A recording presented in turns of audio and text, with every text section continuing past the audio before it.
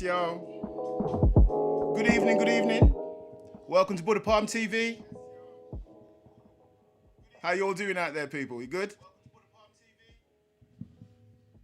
Yes, yes. And today, right, so this is a madness, man. This is all live, so we're getting used to this new platform and doing this whole thing live, so bear with. So, people, what I would say is today, again, we go back to the beginning. We go back to the start of the whole thing, the start of doing this whole interview series. And because I'm doing it in a new way, doing it live with my man Croc, I've got to bring my man back in, man. Do you know what I mean? First of all, I see we got some chats here. What have we got? Who we got? Oh, we got Hillary. Good evening, madam. What are you saying, Hillary? Go on, go on, go on. Brain socks in the building. Nice, nice, nice. We've got Natasha 0702. Welcome. Good evening, madam. Good evening. Black Gypsy. Hey, how you doing? You good? Welcome, welcome. The Diva Speaks, Toronto in the building. Big up T Dot. How you doing, sis? Melly Mel up in the place. Wagwan, sis. Welcome, welcome. So, yes, so. Now, let me turn this off. Perfect. Right then, so, first of all, welcome to Buddha Palm TV. Welcome to Source of the Force even. How are we sounding at your end? There was a couple of echoes there, but I think we've got rid of the gremlins now. So, today, really, this whole Source of the Force thing was about, to me, initially was about giving people I respect their flowers when I could give them that respect. And so the first person I asked on the first time round was a very close and dear friend of mine, a man I respect a lot, a man that gives me headaches, and I give him headaches all the time too, and a man I respect a lot, and I had to bring him back on again, man, because I'm trying a new thing, so I've got to grab a dude that's going to be a guinea pig, so who better than getting my brethren, the man DJ Croc. That's who we're rocking with tonight. So let me just drag him up on here. Yes, sir. Mr. Crockington, Wagwan.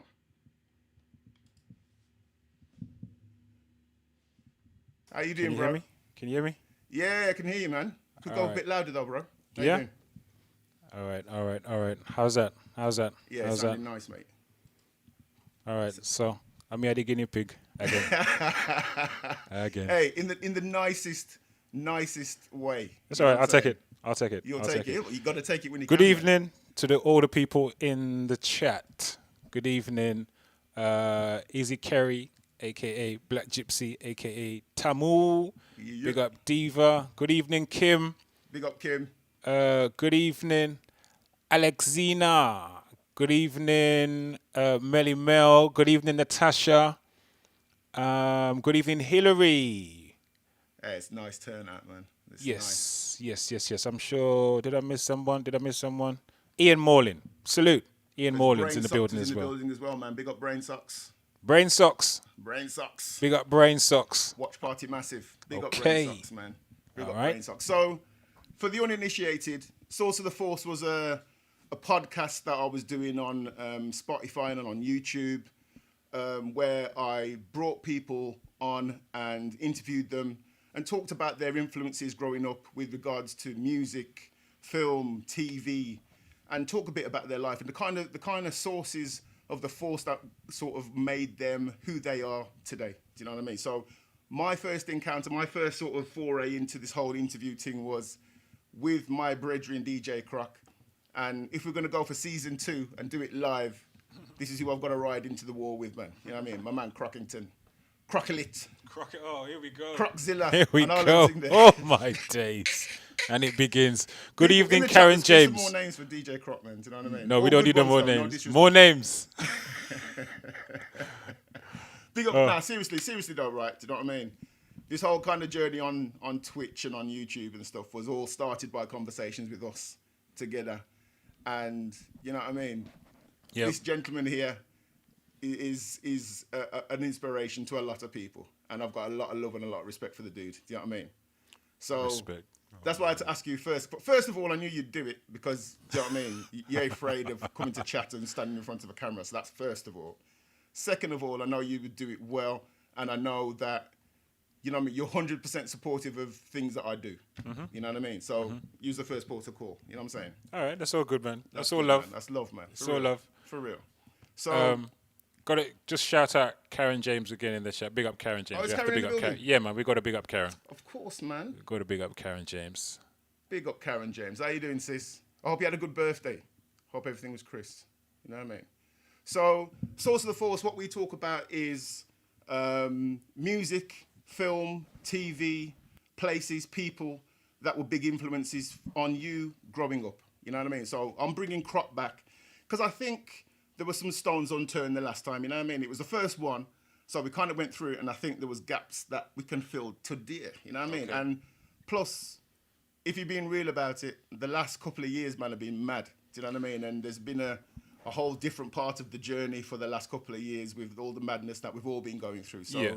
it'd be good to touch on that too, if possible. You know what I'm saying? So Yeah, cool. So first of all, I will go back. I mean, for people who may not have seen the initial episode of Source of the Force with Croc, I mean, we talked about from childhood days. I mean, Croc, talk to me a little bit about where you grew up, just to sort of overlap. And So, born and raised in Wolverhampton, originally Bushbury, an area called Bushbury, Welbeck Avenue. Pretty well-known road. Very blessed to grow up on that road. Just a little cul-de-sac, so very kind of family orientated thing. And then over to Whit Marines, also in Wolverhampton. I was there till I was 18. And then in 93, moved to London to go to uni, study sociology and educational studies to pursue a career in youth work. wicked. So did 3 years there, my undergraduate degree at Roehampton Institute. When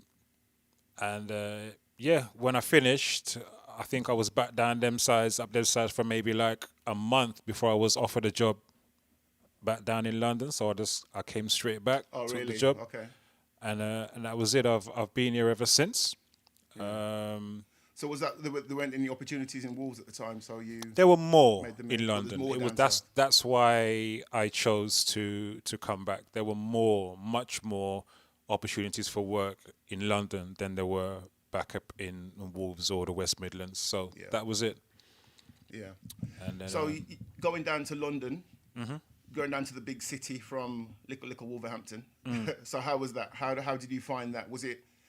it was no big deal for me because I'd always been coming here. Yeah. You had I'd family been down here spending already, I'd been spending my school summer holidays in London since I was about 8 years old. That was the first I remember being put on a train to Hillary now. London. Look at Hillary now. There's a little message here. Runaway and Luffers in the Wild in West. the Wild West. No, I come back. I didn't stay gone for good, you know. So yeah, there were more opportunities here, but I was used to London by then because, like I said, I'd always been. What I would generally do is I'd spend half my summer holidays in Wolves and half in London. So, you know, by the time that came, I was already used to London and had friends here and what have you. So it wasn't that much of a culture shock. I'd already got used to it, but it is very different from Wolves. Yeah, but I think the differences as well is like living somewhere and visiting somewhere in the 6 weeks holiday is a different Yeah. thing. So how did you find that sort of transition? Um, I guess at that age, probably an exciting thing. It was a positive thing, isn't it? It was a positive thing, you know. Going to uni was a whole new world for me. Do you know what I mean? So it was just being exposed to new people, new places, new ideas and ways of thinking, new concepts, just new experiences. You know what I mean? Not just all based at uni. I mean, like just going at sampling the London nightlife and the club scene and whatever, which was thriving compared to Wolves. You know what I mean? So it was cool. One thing I did notice from early on was that a lot of people wore black as he says, as he's sitting here in a black top and a black hoodie. But a lot of people wore black. They didn't wear so much colours, and people are less. Wolves or London? No, down in London. Right. Okay. And then people are generally not as warm as they are in Wolves. You know, people you don't even know will chat to you or say hello to you at the bus stop or whatever. You don't really get that so much. I've got a question for you. Actually, London. Talking about that, in London, do you as standard get the black nod? Is that a thing in London? Yeah, man. Yeah, man. Yeah. The black nod. For those people who don't know, people must know the black nod here, man. Put in the chat if you don't know about the black nod. You know what I mean? It's a standard thing. Prepare to have your black card revoked if you don't. Hey. No, I'm playing. Let's keep it real around here. Let's keep it real. Man. I was in Munich. I got the black nod. I was with a brethren from Siberia, right? And I came off the train, walking to the hotel with my bags and stuff, and I saw a black guy going. We both went looked at each other, went. Yeah. Hey, do you know him? Nah, man, I don't know him from Adam, mate. You know what I mean? That's just I know him, but I don't know him. You know what I'm saying? This is it, man. The nod. You see, people know the nod. Natasha gets it as well. She's I think Natasha's from Leicester, judging from the chat. So she's saying she misses the small talk. Yeah, them little things I noticed you didn't really get so much down here. But other than that, it was everything was just faster and noisier, just a faster pace of life. So yeah, that's it really. So at the time, I mean, one of the comments you just made was about nightlife being lit and all them thing there. So what was the soundtrack at that time? What year was this? What year? You 93 was when I left to start uni. Right. Okay. And obviously finished my first degree in 96. Yeah. And then I did my postgrad, I think, in 2000. Right. So the club scene, I mean, I wasn't really that active on it. I just kind of popped in, and just took a look here and there. And I know that Shorty Blitz was just killing it then, as he is now, standard. You know what I mean? Man must have been like 5 years old on turntables. He's always been on flyers, always. From when I was allowed out. You know what I mean? So I remember Shorty was killing it. Yeah. I remember Asherworld Sound with Chris Goldfinger was still kind of riding high at them time there. Chris Goldfinger was like the only other person, him and maybe Delano, who's a DJ and producer from Jamaica. They were the only other people who I heard who were scratch mixing reggae music at that time. Okay. I didn't know anyone else. There was only me and them two, man. I didn't hear anybody else scratch mixing reggae music them time there. So for those you were doing reasons, it even back then, 92? I was doing it from before I left Wolves. Right, I was doing that before I left. So before 93, I was scratch mixing reggae music. And I wasn't hearing anybody else doing that. Only Goldfinger and then later on, Delano. So let's recap a bit about the whole... Because that's probably something that people may or may not have heard about. You getting into doing that, sort of combining all the different styles. And like, for example, you're talking about bringing reggae music and scratching. That ain't a standard thing. So how did that all come about, man? Do you know what I mean? Did you get dropped on your head and then 2 days started doing something? Or got bit by a radioactive spider or something? What? And then I don't even remember how that started. I think it was because I was in love with hip hop as much as I was with reggae. Yeah. So for me, it just seemed natural because I was used to just scratch mixing and whatever with whatever I played. So it wasn't a big deal for me to do the same thing with the reggae records that I had,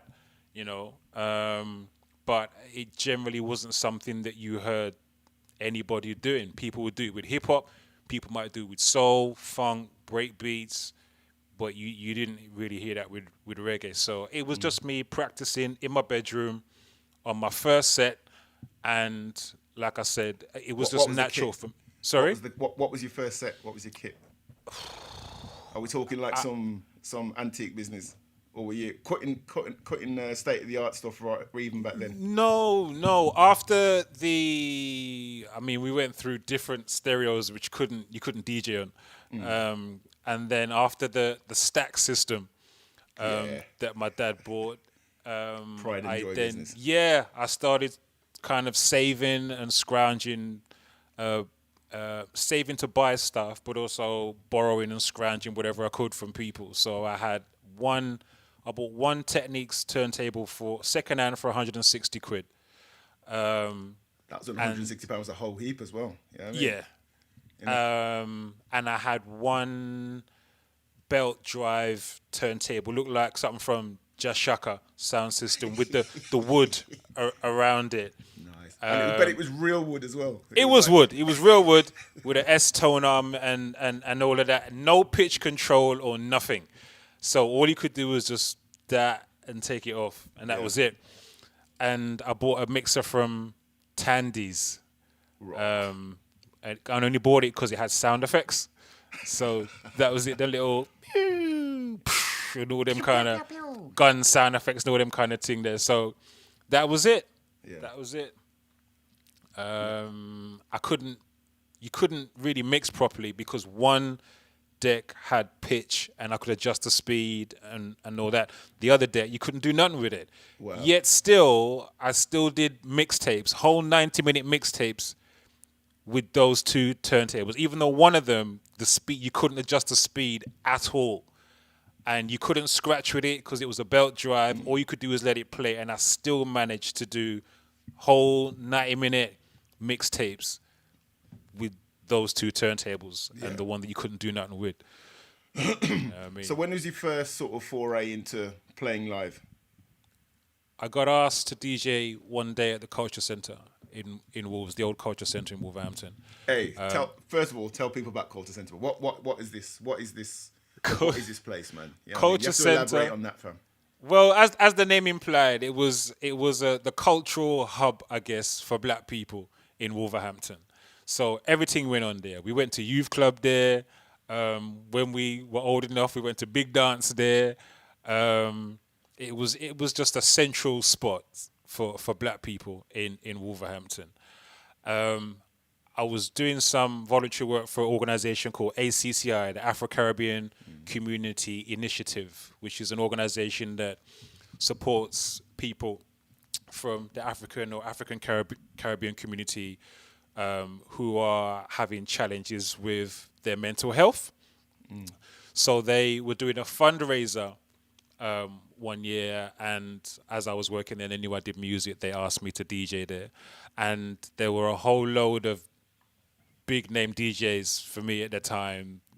Skyline Radio is like the main community radio station in Wolverhampton. So all the Skyline man, they were there, Captain and Country and Banton B and all them man there were there. Yeah, man, Skyline Radio is foundation. So they were all there. I was just warm up. And I remember walking to the Culture Centre with a whiskey box, a cardboard whiskey box of records. It was a Bell's whiskey box, I think it was.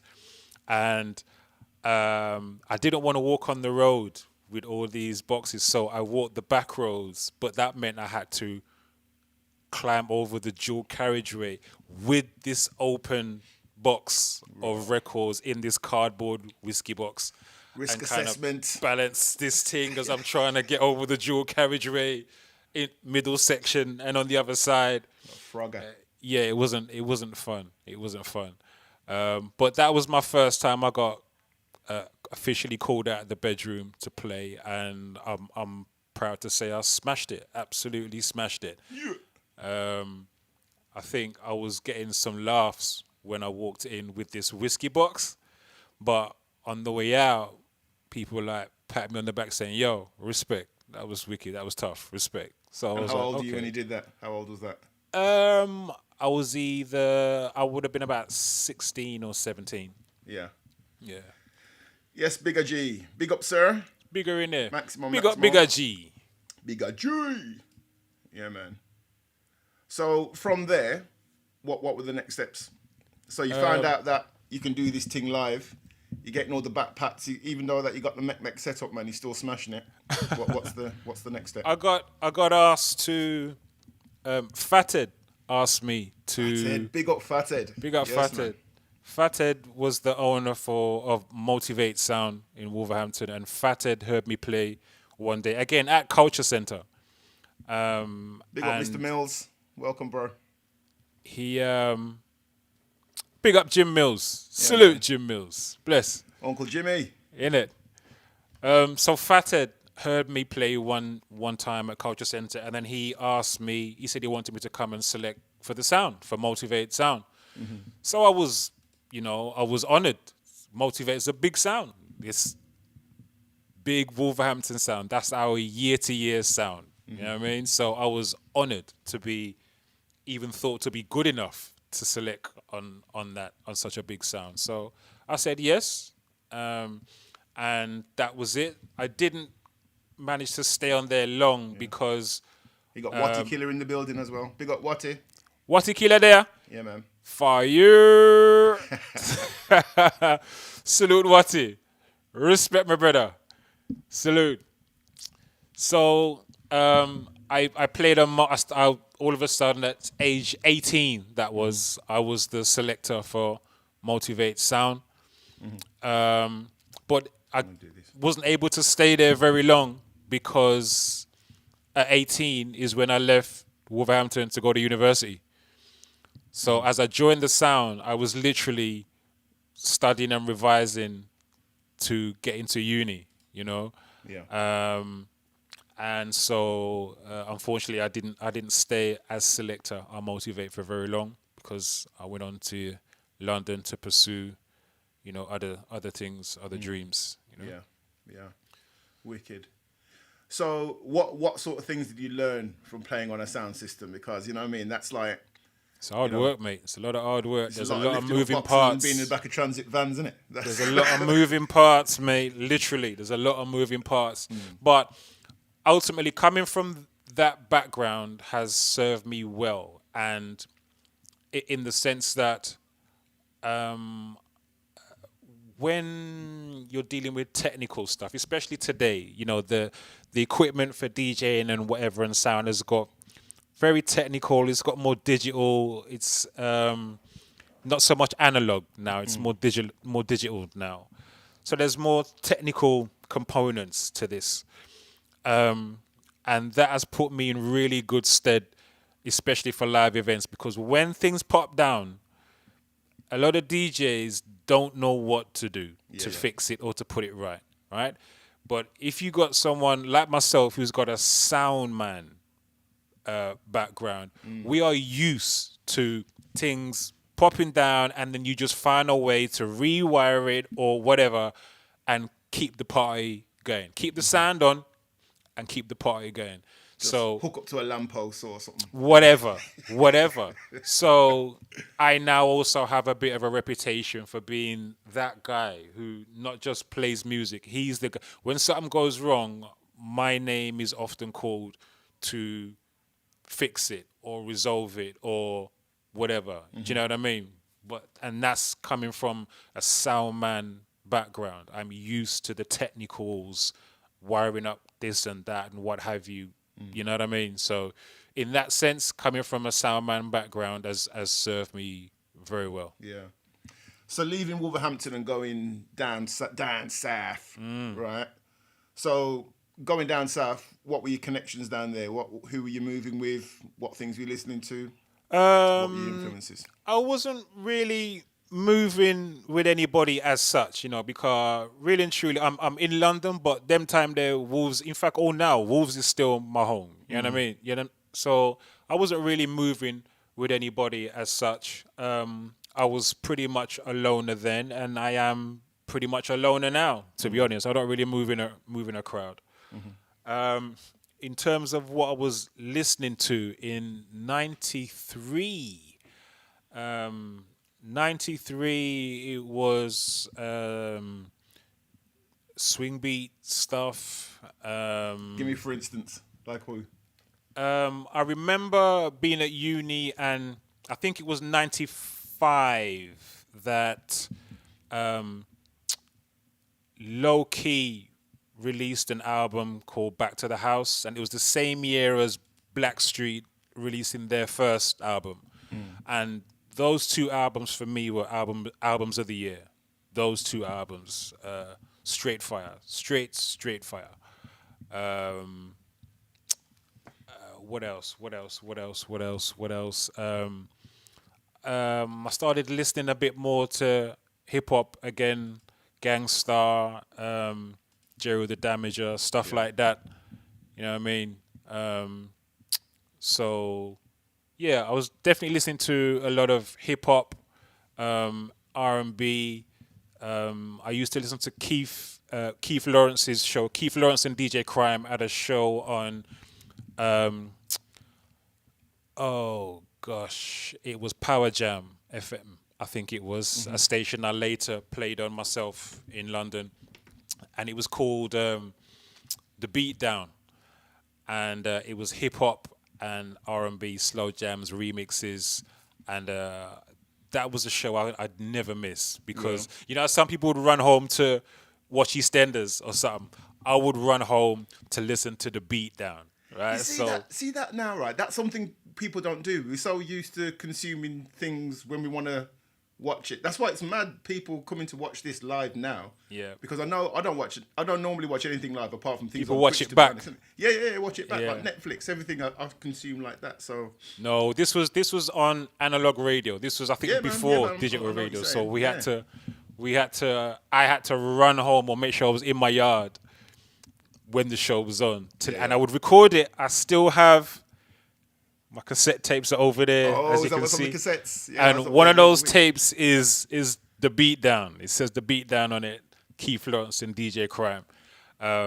Salute to Keith Lawrence and DJ Crime. Keith Lawrence produced the intro music for One Nation Under a Blues that we use on Friday nights. Yes. So, I knew I'd seen that name before somewhere. I think you got it on your credits, isn't it? That's right. That's Keith Lawrence's production. It's actually from a tune called Wahala by Breeze that he did with Breeze. So yeah, hip hop and R&B, that kind of swing beat R&B, kind of funky sound to it. That's what I was on that time there. You know what I mean? But I was also in the dancehall scene. I never really fully left the dancehall scene either. And were you about the like the New Jack Swing style of dress, high top, some kind of shirt, some serious suit business? I wasn't so much into that when I came to London. I think that was more pre me moving to London. You know what I mean? So I was down with it. I had my high top, I had steps, I had all kind of patterns and colours and all kinds of shit going on in my head. Sorry. Big up Mr. Morling, Ian Morling in the building. Salute, Big up, Ian. sir. Welcome. Yeah, man. Sorry, Croc. No, it's cool. I'm just got to pay attention to the chat as well. Yeah, Hillary, new shoes, definitely. Yeah. Mantronics for sure. Loose Ends is my favourite soul group of all time. Sade, was listening to all of that. Blackstreet, Wicked album. Yes, Karen James, it was. So, Ian Morling, Skyline on the email. We gotta go a bit of Loose Ends. Oh, yes. Too busy chatting about we're not even dropping any tunes. Do you know what I mean? Well, go on then, run with him.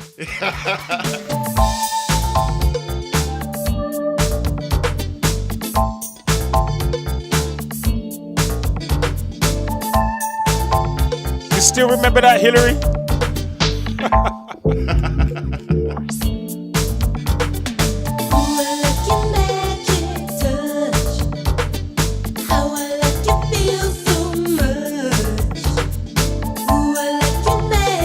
For real, Hillary. Most Def.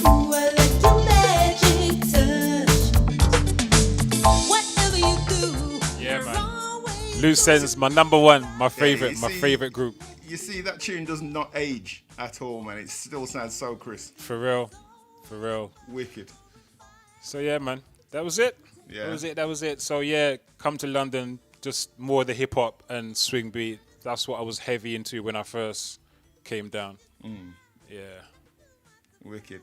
So, uni, how did uni go and what did that lead to? Did you get to work Uni in... was just about partying, man. Really and truly. I went to. You're being real now. I like this. 100. I like this. 100. Real, I fam. went to I did not go to uni Man, to it's study. bookworm, man. I did Point not Dexter. go to uni to go to class, study no book, or any of that. I didn't go to uni for. I was very clear on why I went to uni. I went to uni because I wanted to work in youth and community work. Yeah. And in order to get into that job, I needed that piece of paper from one of these institutions. Yeah. That was it. Hoops.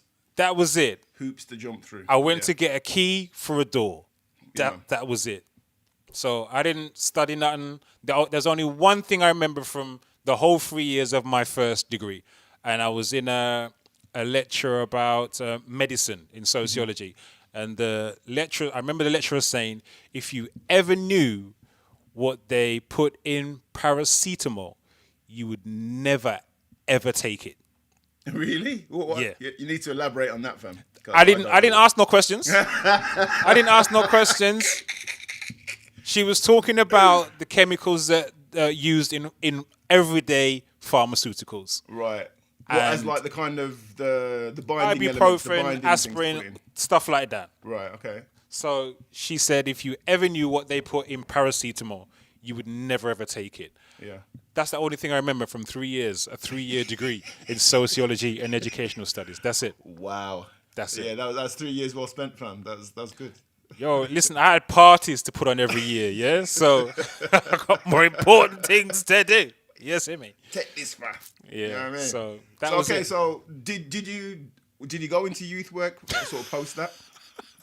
Sorry, Natasha froze the box of paracetamol away. Innit? I know. Mate, That's what I did. I know. I'm gonna have to do some research on that, fam. That's what I To did. be honest, I don't like taking tablets at all. You know, I take it like it's a weakness. If I take a tablet and I've got a headache, you got a headache because something's wrong. Deal with that. Yeah, rather than yeah. masking it, you know? I will only take something like that if it's absolutely I can't stand it anymore. Yeah. Other than that, I'll ride it out. I'll just go lay down, shut me eye, and that's it. You know what I mean? Yeah. Nah, you've got me worried now, you know, mate. Boy, it worried me. See that? It worried me. It's the only thing that stuck think. in my head. And anyway, so obviously I've looked into it more now, but I don't take those things unless it is I absolutely can't go without it. I have to. It's that bad. You know what I mean? So what about the youth work thing? Is that something that you did down while you was down in London, or came back here and did, or? No, I started youth work in Wolves. That was Yeah. my first youth work job was in Wolves at Heathtown Community Centre. Casa gave me my first youth work job. Big up Casa. Yeah. Hey, look who's just rocked up, man. Who? Yo, grown folks. Grown folks, yo. Conrad in the building. Big up, sir. Family. Bam. Salute. Big up Same, Cammy as well. Hold tight, Cammy. Salute. The real London royal couple. Yes, sir. So, my first Catch youth me work out. job was Catch in. me out, Say what? Catch me out. When the serious pay licks me, I'm yamming them like smart. Yeah, man, I like realness, man. Fair play. Yeah, I don't really want to be visiting anybody in the hospital, though. You know what I mean? So, take time. Working. That's where you went to look. No, Hillary. The job was cool. So my first job was teaching. It was not my first job, but my first youth work job. It was teaching the youths how to mix, how to DJ, and how to mix in the youth club in a summer scheme. So yeah, did that there first, and then just never stopped. I started DJing from school, to be Laura honest. Stars. Sorry, man, I have to say people when Good evening, Laura. Big up, Laura. Evening, Salute, madam. evening. Welcome. Yeah, sorry, mate. Yeah, man, that's it. Yeah. That's it. Yeah. So, And yeah, how the did you youth- find that? Were the youths as bad as they are today? You know what I mean? Nowhere near. I know Nowhere people near. sort of look back and look at things with rose-tinted glasses and think, oh, you see my day now. But what was it a thing? Was it a thing compared to now? Not at all. The way things are with the youths now, it's not all their fault. You know what I mean? No. But because it comes from somewhere. Things happen for a reason. Do you know what I mean? And there are reasons for why things are so different now for them than they were for us. Not all down to them. But it is definitely a situation that I didn't feel I could continue to work with. I couldn't work with the change in government policies, which I knew were not serving them. Yeah. So it got to a point where I became disillusioned working in the field of young people, and I was working in health at the time. I was running health services for young people for a PCT in Hackney, and I couldn't agree with some of the government policies that were changing and how they would affect the youths, and I felt compromised. Yeah. I felt like Give us some, for instance, what things were changing at the time. Like, for example, changing the age that defined who young people are, which meant that services would now be cutting off half of the people who were eligible to go there before, and they were just expected to go into the adult services. Now, there were very good and clear reasons why young people would not want to go to adult services, especially the services that I used to run, which were sexual health and family planning. There were very clear reasons, easy to understand reasons why they don't want to walk into an adult service and see their neighbors or their parents' friends or whatever for them to go report back to their parents, etc. But that was one of the decisions that was made. So the government was going to start targeting on. Before that, the age for young people was like 13 to 25. Then they made it 13 to, I think it was 19. So, or 13 to 18. 13 to 18 or 13 to 19. And everybody above that just got dashed out and had to go to adult services. That's one of the things I just couldn't agree with. And I felt like I was compromising myself. The more these policies were being introduced, which I knew were not in the interest of the youths, I felt like I couldn't continue to serve in all of that and be a part of that. So that was one of the reasons why I left. But also, the youth they're different, man. They don't have as much fear of recourse. There's less recourse for them if they step out of line. You know what I mean? What, now compared to then, or there's less recourse now for them. They don't have no fear. The readers, they don't have no fears because they don't have nothing to fear. They don't have no fear and no recourse on that. And when I was a youth, I had to mind how I behaved, because if my parents weren't around to see it, somebody else on the road would see it and report back 100%. to them. And then when my parents got home, I would catch whatever licks or whatever discipline I was going to get because someone had reported back I'd been out of order or whatever on street. That doesn't exist anymore, really. So it's worse. It's worse now, in my opinion. It's like they say, it takes a village to raise the child, isn't it? And that's what it used to be. Where I grew up on Farndale, it was the same thing. I remember my mum would, if somebody came back to my mum and said, "Yo, Trevor was doing this," I would just get licked first and ask after. Do you know what I mean? Because there's no smoke without fire. You know. For all those who missed it. Government name. Oh. I didn't clock. You know what I mean? So, yeah, man. Maybe it's something to do with being in a cul-de-sac. Because when you're in a cul-de-sac, there's less places to run or whatever. It didn't matter. It's the whole estate, mate. Everybody knew everybody. Everybody knew everybody. So, True that. True that.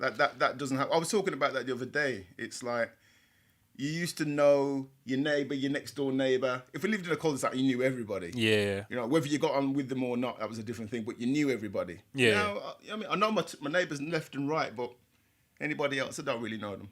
So it's different now. It is different man. Now. For real. So okay. So you were disillusioned with working in that field. So what next? What one? So what year was this? What year was this? I left the NHS in my days. I think it was round about 2008. I left the NHS and then I did some freelance work, training and consultancy for a couple of years, up and down the country. And I did some stints abroad as well. In South Africa was was nice. Oh, wicked. So yeah, it was freelance training consultancy, but then I always wanted to throughout the whole time where I'm doing all this youth work, I'm still DJing and doing radio shows and doing all of that stuff on the side. But I always had in the back of my mind, I wanted to switch that and make the music come up front and be the main thing that I did. And if I wanted to still work with the young people, with the youths, I could still do that on the side if I wanted to. So that's where I am now. So I am self-employed with One Nation and not just DJing, also hiring out the sound system, lighting, doing events. As you know, that's where I'm at. That's what I do. Yeah, wicked. So when you first sort of changed over, sorry, what year was that ish? Approximately. I mean, it's hard to put a 1 year on it because it was like a work in progress, setting up like the business, you know. So even before I left the NHS, I was already kind of putting in moves to establish what I've got now. Do you know what I mean? So I don't really know to put a specific date or year on it like that. You know, I know we did our first One Nation event in 2013. Or was it 14? Okay. 2013 or 14, we did our first event. So not too long after, left the NHS 2008, did freelance training and consultancy for a few years, and then early 2000s, then did a bit of work in schools, went into schools for a bit in Hackney, primary schools, with the ideas of being a teacher. But all the time, the music stuff was still just bubbling and just building. I was getting more and more equipment, playing in different places and all of that. So it was all just a work in progress. And it still is a work in progress, if I'm honest. It's infinite, mate. It's infinite. So influences around these sort of times. So when you're deciding you're kind of transitioning over to, you know what I mean? If you looked at it as a big cake, a bigger slice of the cake is going to be your music side of thing and the pursuit of making that a success. So what are your influences there? You're still obviously reggae's your foundation thing, innit? Mm-hmm. So what were like your musical influences around those sort of times? Around those sort of times, my gosh, oh Lord, I think of some have tunes mercy. around those sort of times that you were playing when you were playing out. Drop some. Flippy neck. All right, now you're asking. Innit? Yes. What do you mean? Oh Lord have mercy. What were the tunes I was dropping around them time there? Okay, let me find one. Yeah, man, this is one of my favorite tunes. This is live, people. That I used to... Remember, this is not a clash. This was when I came to London, I think that was when I discovered garage. That's when garage came about. So one of the tunes that I always loved was this one. Can you hear that? Mm-hmm. All right. How's that sounding, people? It's like All right, let me know if you can hear that okay, people.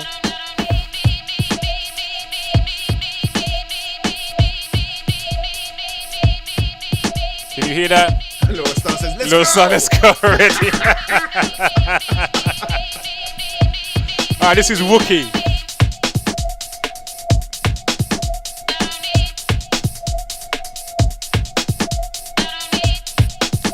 Track entitled Down on Me. This one, watch the bass drop. Yes, yes, man. So this is one of my favorites.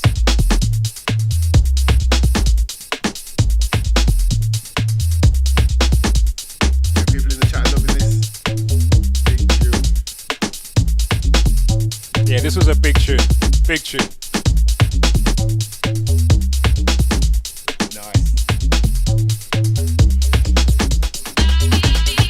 Yeah, so that was one of my favorites. I used to like rinsing a lot.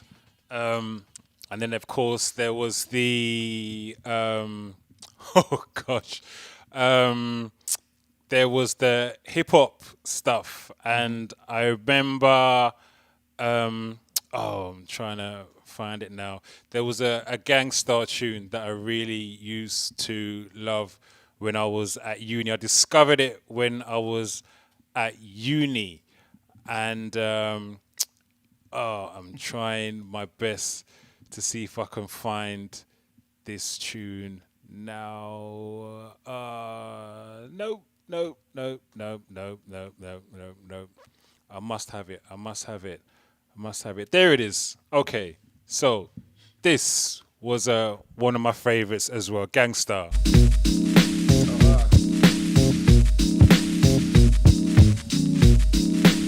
I think I bought this in 94, 95. The question remains, which MCs will reign? Which ones will gain? How many suckers will feel pain? Halter F4 on YouTube. Phrases I spit like slugs after I sip from Good my to see mug. you. Life is bug. The baseline groove is my drug. Now that you feel me, you'll hear some advice. All you foul niggas gonna pay the fucking price. So take that phony hardcore look off your grill. Cause I'll be stopping you still with the intent to kill. This is a battle rhyme in case you haven't noticed. You get replaced, You get demoted. I give chumps cranium lumps just like Louisville. I stand tall, just like the Catskill Mountains. Praying like a cougar ready to pounce it. Denouncing all the unrealistic fake gangsters, fake mystics. So let me make this specific. You're nowhere near us, the original gifted. Lines get twisted, brain cells dissolve. As the world revolves, whack crews lick my balls. They can't deal with the real, with some real, with some real, with some real, with some real, with some real. Yeah, that's one of my favorites, Gangstar. Tough. Track entitled "The Question Remains." Tough. So yeah, those are the kind of things I was listening to them time there, as well as a whole heap of Bashi stuff, whole heap of Bashi, whole heap of Buju, whole heap of Capleton, whole heap of Bounty Killer, all that kind of stuff. Scare Them Crew. Yeah, man. So I know, say music is you cut you in half, right? Like Blackpool rock with music, right? That's you. You know what I'm saying? So what about film, TV? Are you big on film? Yeah, man. Love films. So before we go into the films, there were some amazing concerts that I should just touch on as well. All right. Okay. Please do. Hillary said she was waiting for Scare Them. Scare Them Crew was actually one of the best concerts I've ever been to in my life. It was at Brixton Academy. And it was an absolute madness. And also, in fact, hold on. Yeah, man. Drop it, Star. Drop it. Yeah, I'm trying, but I can't find stuff. This is the annoying part of when you have this digital thing going on. Because if you're dealing with a record box, you just pull out the record and play it. You know? You got a finite number, innit? You know what I mean? Yeah, that's part of the problem I'm discovering. So I don't have all of my records on the laptop. So anyway, I'm not going to go and dig out the vinyl. So yeah, Scare Them Crew, one of the best concerts, Brixton Academy. D'Angelo with Slum Village, the original lineup of Slum Village at Brixton Academy. Also amazing. Imagine, went to see D'Angelo and Slum Village were warming up. The original lineup were warming up. Slum Village. Proper Slum Village. Proper Slum Village. Not blokes, couple blokes from Detroit. Nah, Proper mate. Slum Not Village. some man them from round the way in the D. You know what I mean? The original lineup. Yeah, so some amazing concerts as well. But films, yeah, man, I was definitely into film. I can't remember what films I was watching at that time. If you're going to ask me that, I can't help you. I don't remember. But yeah, big on films. Yeah. So, okay, so you're going into the music thing, and what was the kind of concept behind One Nation? Was that what you kind of landed on straight from the start and you worked with that? Or was that something that sort of evolved? It was a frustration, man. It was here is dropping some bangers of films in the chat. You see, Heat is that's Lord have mercy. Those 3 films right there, mate. Yeah, for real. For real. Super Diva, tough. I was there. Where were you? Diva, were you at that concert? Slum Village and D'Angelo at Brixton Academy? That's right. That's right. That's right. Some crazy gal that tear off the man. So Diva was there. Diva, you have remember? anything to do with that, Diva? Did you have anything to do with the tearing of the man's shirt? Diva, do you remember how many times he played that first note from How Does It Feel? He just kept playing that first note. And all the women, and then settle down. And he'd do it again. Dung. I don't know how long he did this for before he finally went into the tune. It was ridiculous. Every time, dung. People passing out and all Yeah, that. it was crazy. Why? It was crazy. Heavy. But yeah, those films, definitely. Heat was the one. Leon, Bigger G. Yeah, Leon was bad. Tough film. What was the one with the greatest car chase ever? Which one was that? With Ronin. That's the one. Ronin. Tough Lord car chase. have mercy. Tough car chase. The greatest car chase Tough in the car chase. history of car chases on film. Tough car chase, man. Tough car chase. But it's... Yeah. So the Yeah, One don't get me Nation started thing. On films, man. We'll go on a tangent, fam. Sorry. Film is a big thing. Obviously, music, film is a big thing for me. And I mean, the films that people are naming in the chat right there, you know what I mean? Your Heat, Scarface, mate. We're talking about a remake of Scarface, man. I think you should just leave I think you should leave it alone. Leave it alone, man. Yeah, I agree. Leave it alone. It's like going back to that Fourth Matrix that just let me down. You know what I mean? Leave me alone. Spoiler alert, if you haven't seen The Fourth Matrix, sorry. Oh, no! Oh, Lord. Everybody knows, man. The thing is, right, it's a decent film, but when you've seen the other ones, it's kind of like, it is what it is. It is what it is. Leave his So, little yeah, friend. One Nation came about because I was just I wasn't out the A4 because of that film. pissed off of going out and not being able to hear everything that I wanted to hear under the one roof. Yeah. So I decided that I would just create something that was that myself, basically. Do you know what I mean? So Yeah.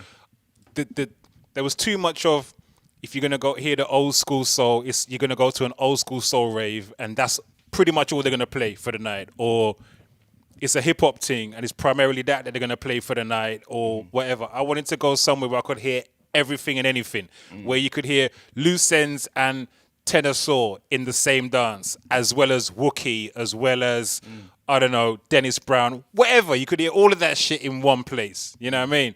So that's why I created One Nation, and the name was from the Funkadelic tune One Nation Under a Groove, and that was my concept for the event. It was that moment when a big tune comes on in a dance, right? And everybody's hands go up and everybody's like, oh, you know what I mean? At that moment, everybody's differences in the room just fall away. Do you understand?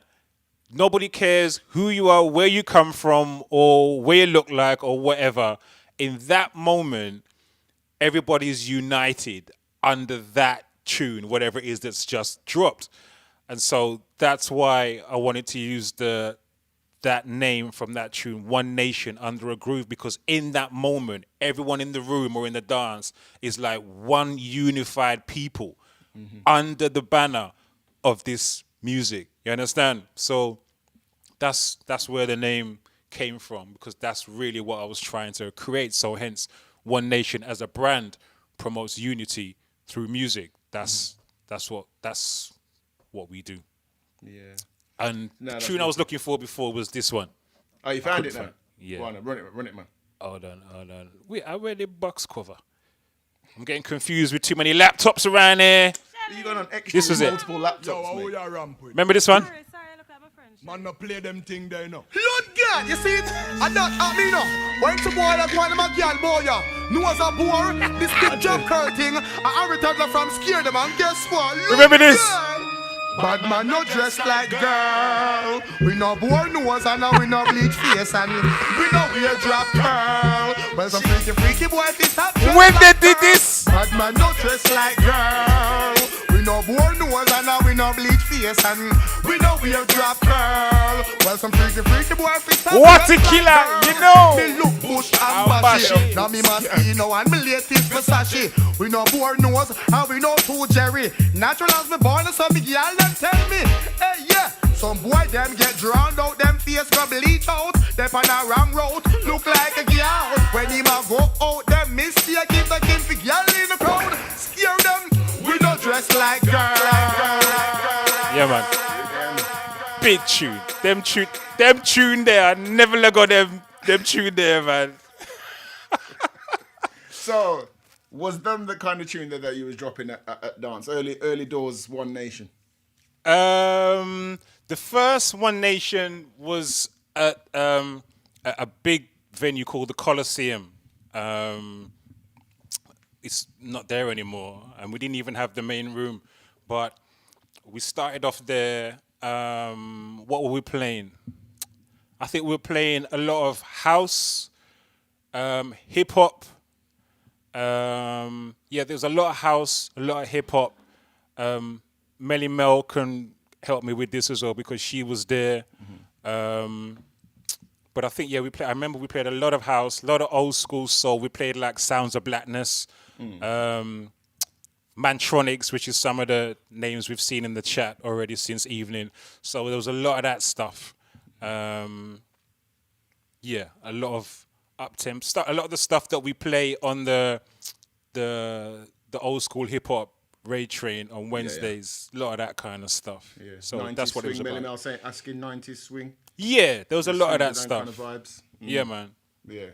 So how would you describe the difference between then and now, like your events now? Are they similar kind of vein? Or do you think there's it's changed? It's evolved? No, or they've changed definitely evolved. They've definitely evolved to include dirt. amongst other things, yes. So we have the visual element now because, well, even before we were at Ritzy, we've had the visual element with having a big screen and VJing, so playing the music and the videos on screen. So we went through a period of doing VJing at the events. Then we started being big on people's birthday celebrations. You know, we'd make a big fuss about people celebrating their birthdays. We'd have slideshows of them on the screen and all that kind of stuff, which we still do now. Now we have the games elements that we play. First, it started off with just table games. Now we have on-stage games. We have online games where people in the streaming...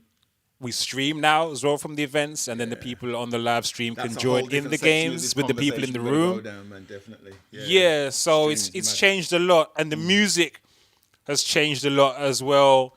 My musical tastes have changed a lot, especially since we started the live streaming. That's taken the whole thing on a different trajectory. So yeah, we're known for what's called the dirt as well. I think everybody here probably knows about the dirt, man. We know about that, man. You know what I'm Well, saying? Or do you want to elaborate a bit on dirt? all right, so You got a dirt folder, is right? We all got dirt folders, so just we all got dirt folders. folders. Show them So what I want. this show is people what this I is something from my dirt folder. One of my favorites from my dirt folder. Yeah. All right, check it. Who first coined the phrase dirt? It was just apt. You know what I'm saying? All right, so this is one of my favorites from my dirt folder. So this is one of the changes. We're now known for playing dirt as well as regular tunes. In fact, our tunes aren't really regular. You know what I mean? All right. That's right, Melly Mel. Tracks that will blow your little speakers. All right, like this. Check it. Bass speaker alert.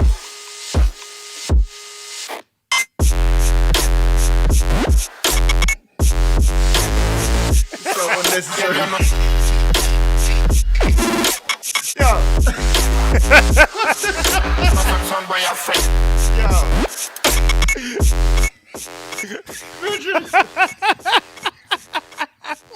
All right. I'll see you, Dirt.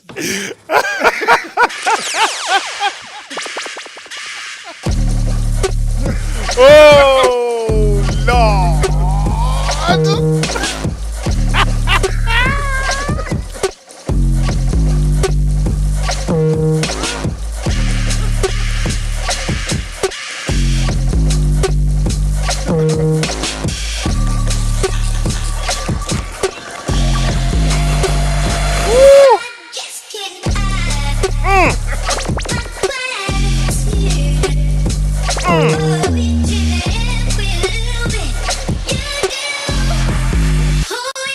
Lord.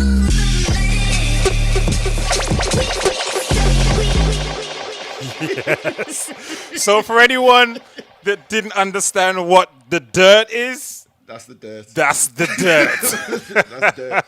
So John Referee, that's got no name for that John. I don't know what that is, mate. Do you know what I mean? It's just like stuff that make exactly a Gage stank face. That's what it is. It's like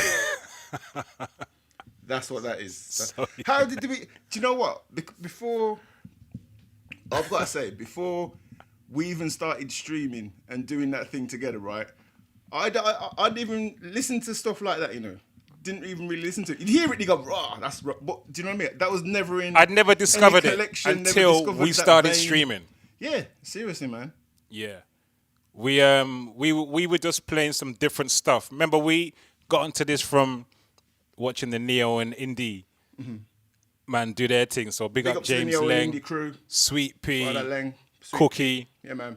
Salute, gents. But then you remember Busta Rhymes' album Extinction Level Event 2 changed all of that for us because we wanted to hear tunes from that album on the Friday night session, but we knew we weren't going to hear that because it was a Neo and Indie Soul session. Yeah. So we knew there was no way we were going to hear any hardcore hip-hop over there.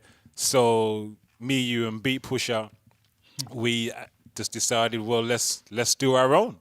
So that's how the online thing came about. Exactly.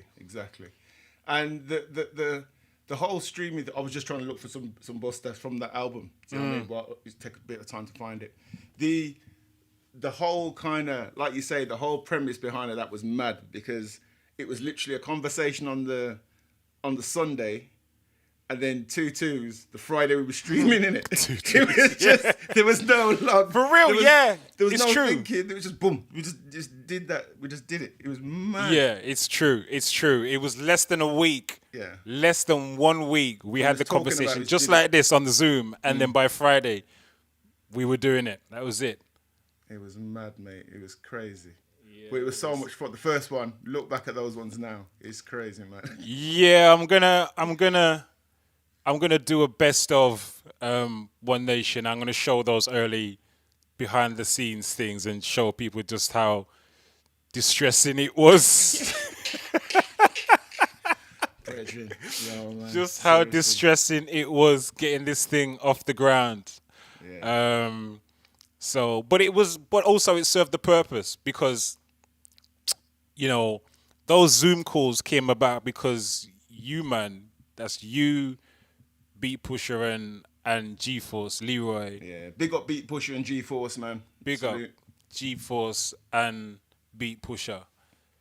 Then, man, you lot, you know, really started doing that thing because you lot were looking out for me because I lost dad and then mum and then Ty, you know, so I was in a bad way. And then the year ended off with the love of my life leaving as well. So it was just it was literally the worst year of my life. Literally the worst year of my life. And, you know, if it wasn't for little man who was living here with me at the time, you and I probably wouldn't be having this conversation, which is how deep it got for me. Yeah. I know we had, during that time, we all had like some serious convos. Everyone was going through their own thing. Like the 2019 for me was a bad one for me when I lost my mum.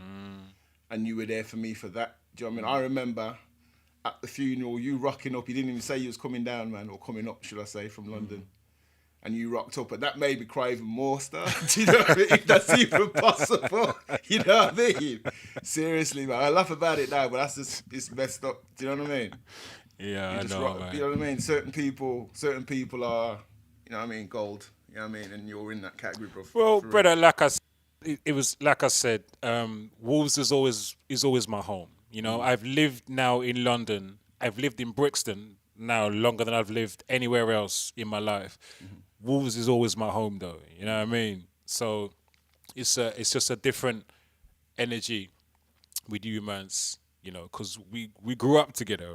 We go youth club and run up and down road and all them kind of thing there. You know what I mean? So that whole thing where you lot started Zoom calling me every week on Sundays, you know, that went a long way to helping to keep me here. And in a lot of ways, I feel like you, man, also helped to save my life. You know what I mean? Seriously, because at that time, I had no other support for me, brother. That's why it got so dark for me. Do you know what I mean? Because I was carrying all of this weight of even before Mom and Dad and Ty passed, even before then, I was running on vapors, man, just from the sheer weight of the responsibility of having to lead the care effort for both my parents. And Justice was here.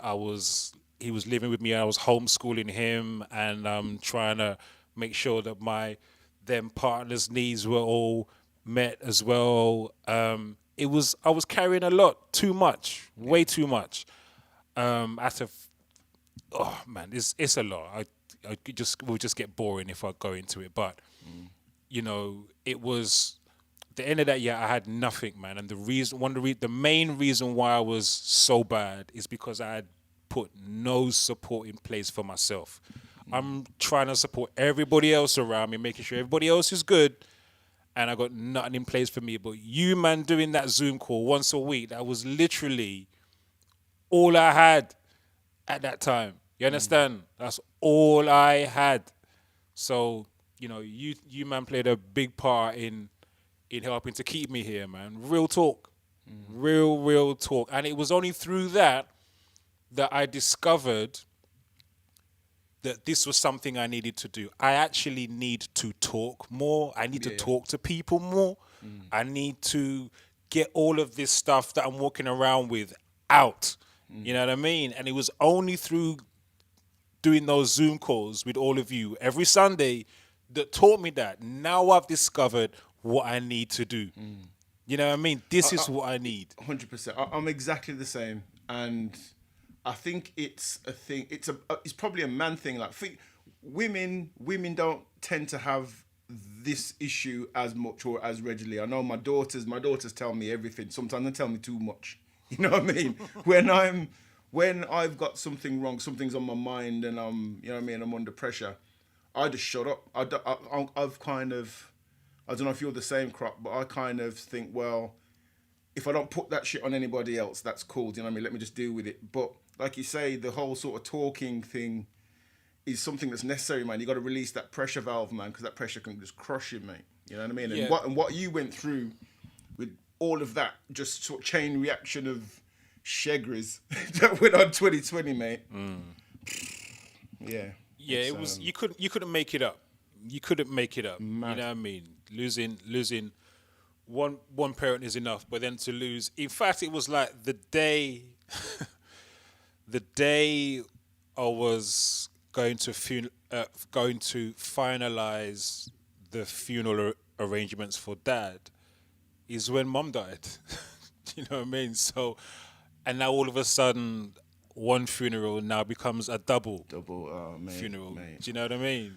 I remember that was in the middle of COVID as well. So It was right at the beginning of it. yeah, It was you literally couldn't at the even, we couldn't even come down to come and see it. You had to have limited people at the thing. yeah. You had like a Zoom funeral, mate. Was watching you go through that on friggin' Zoom, and that was That didn't even horrible. hold up for very long. The Zoom link went down, It's but horrible, man. it was Horrible. that was just the technology. I hadn't learned the technology. Didn't work out as planned, but it was rough for sure. In some ways, it was good that people couldn't come because there was people I didn't want to see there. and the COVID just dealt with that for me. Do you know what I mean? Give you that excuse. Yeah, really and truly. So it wasn't all bad in that respect. I was upset that the traditional songs couldn't be sung at the graveside, by a large number of people. I felt that they were robbed of the honoring that they had earned. You know what I mean?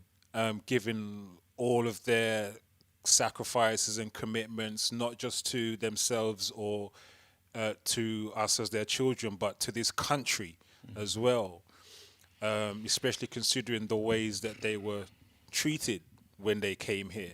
You know what I mean? But it was good to know later on I learned that the songs were being sung anyway, because even though the Zoom thing locked off the camera, the people were still there in the room. Yeah, man.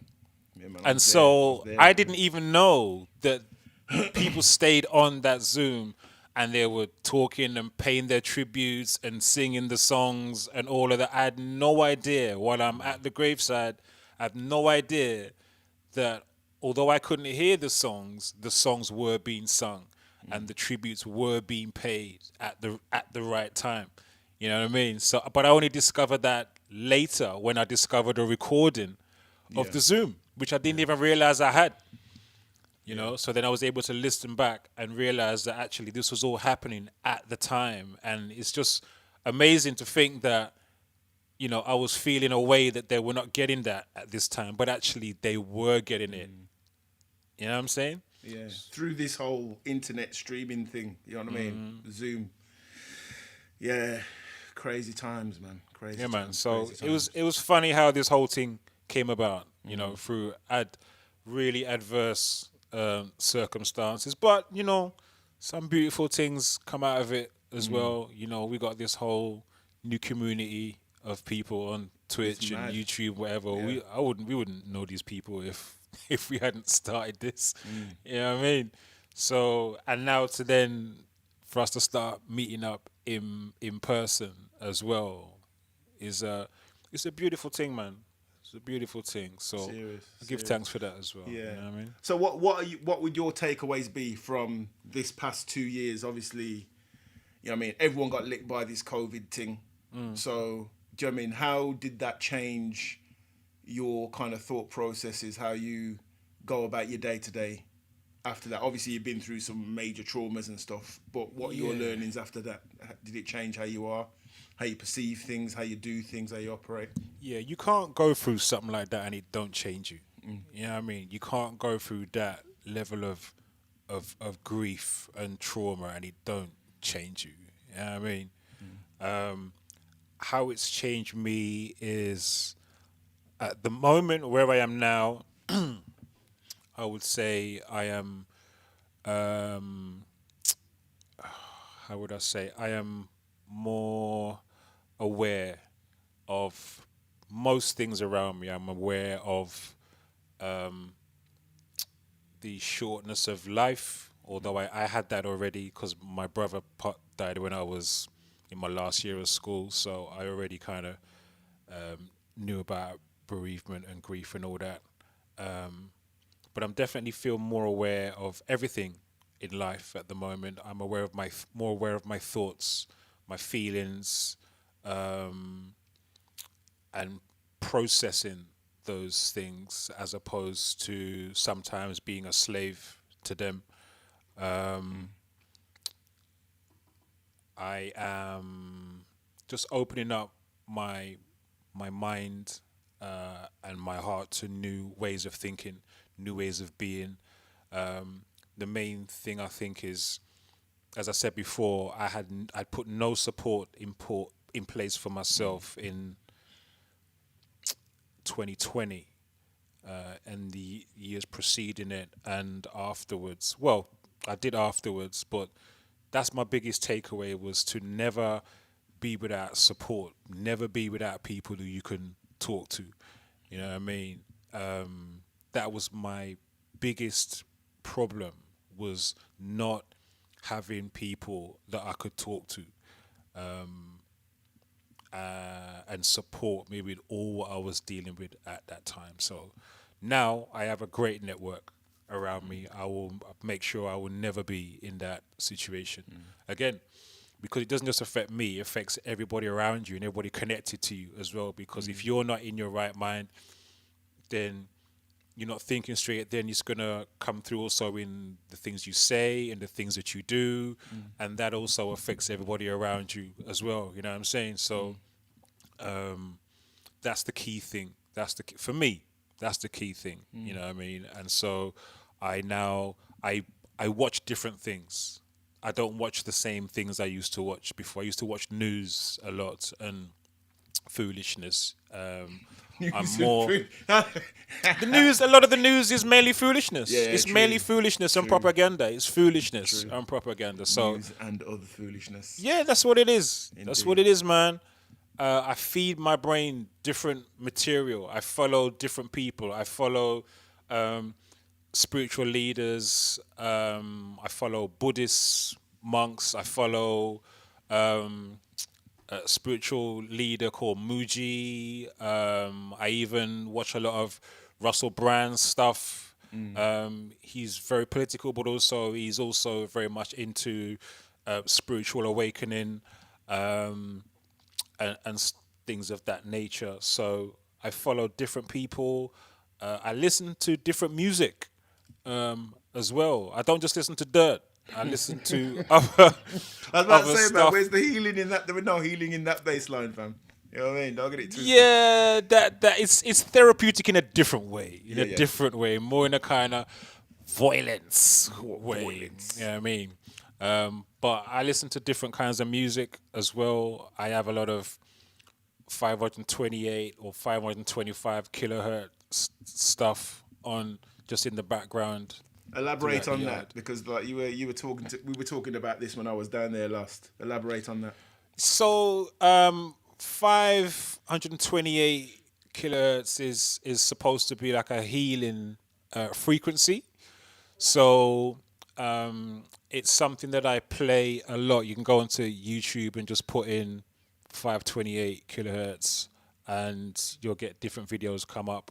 And it's just like natural sounds, natural, very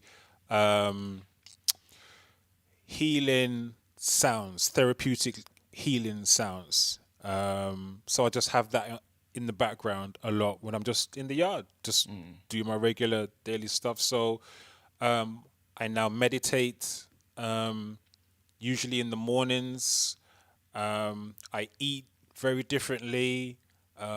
My sleeping pattern has improved a lot. I exercise more.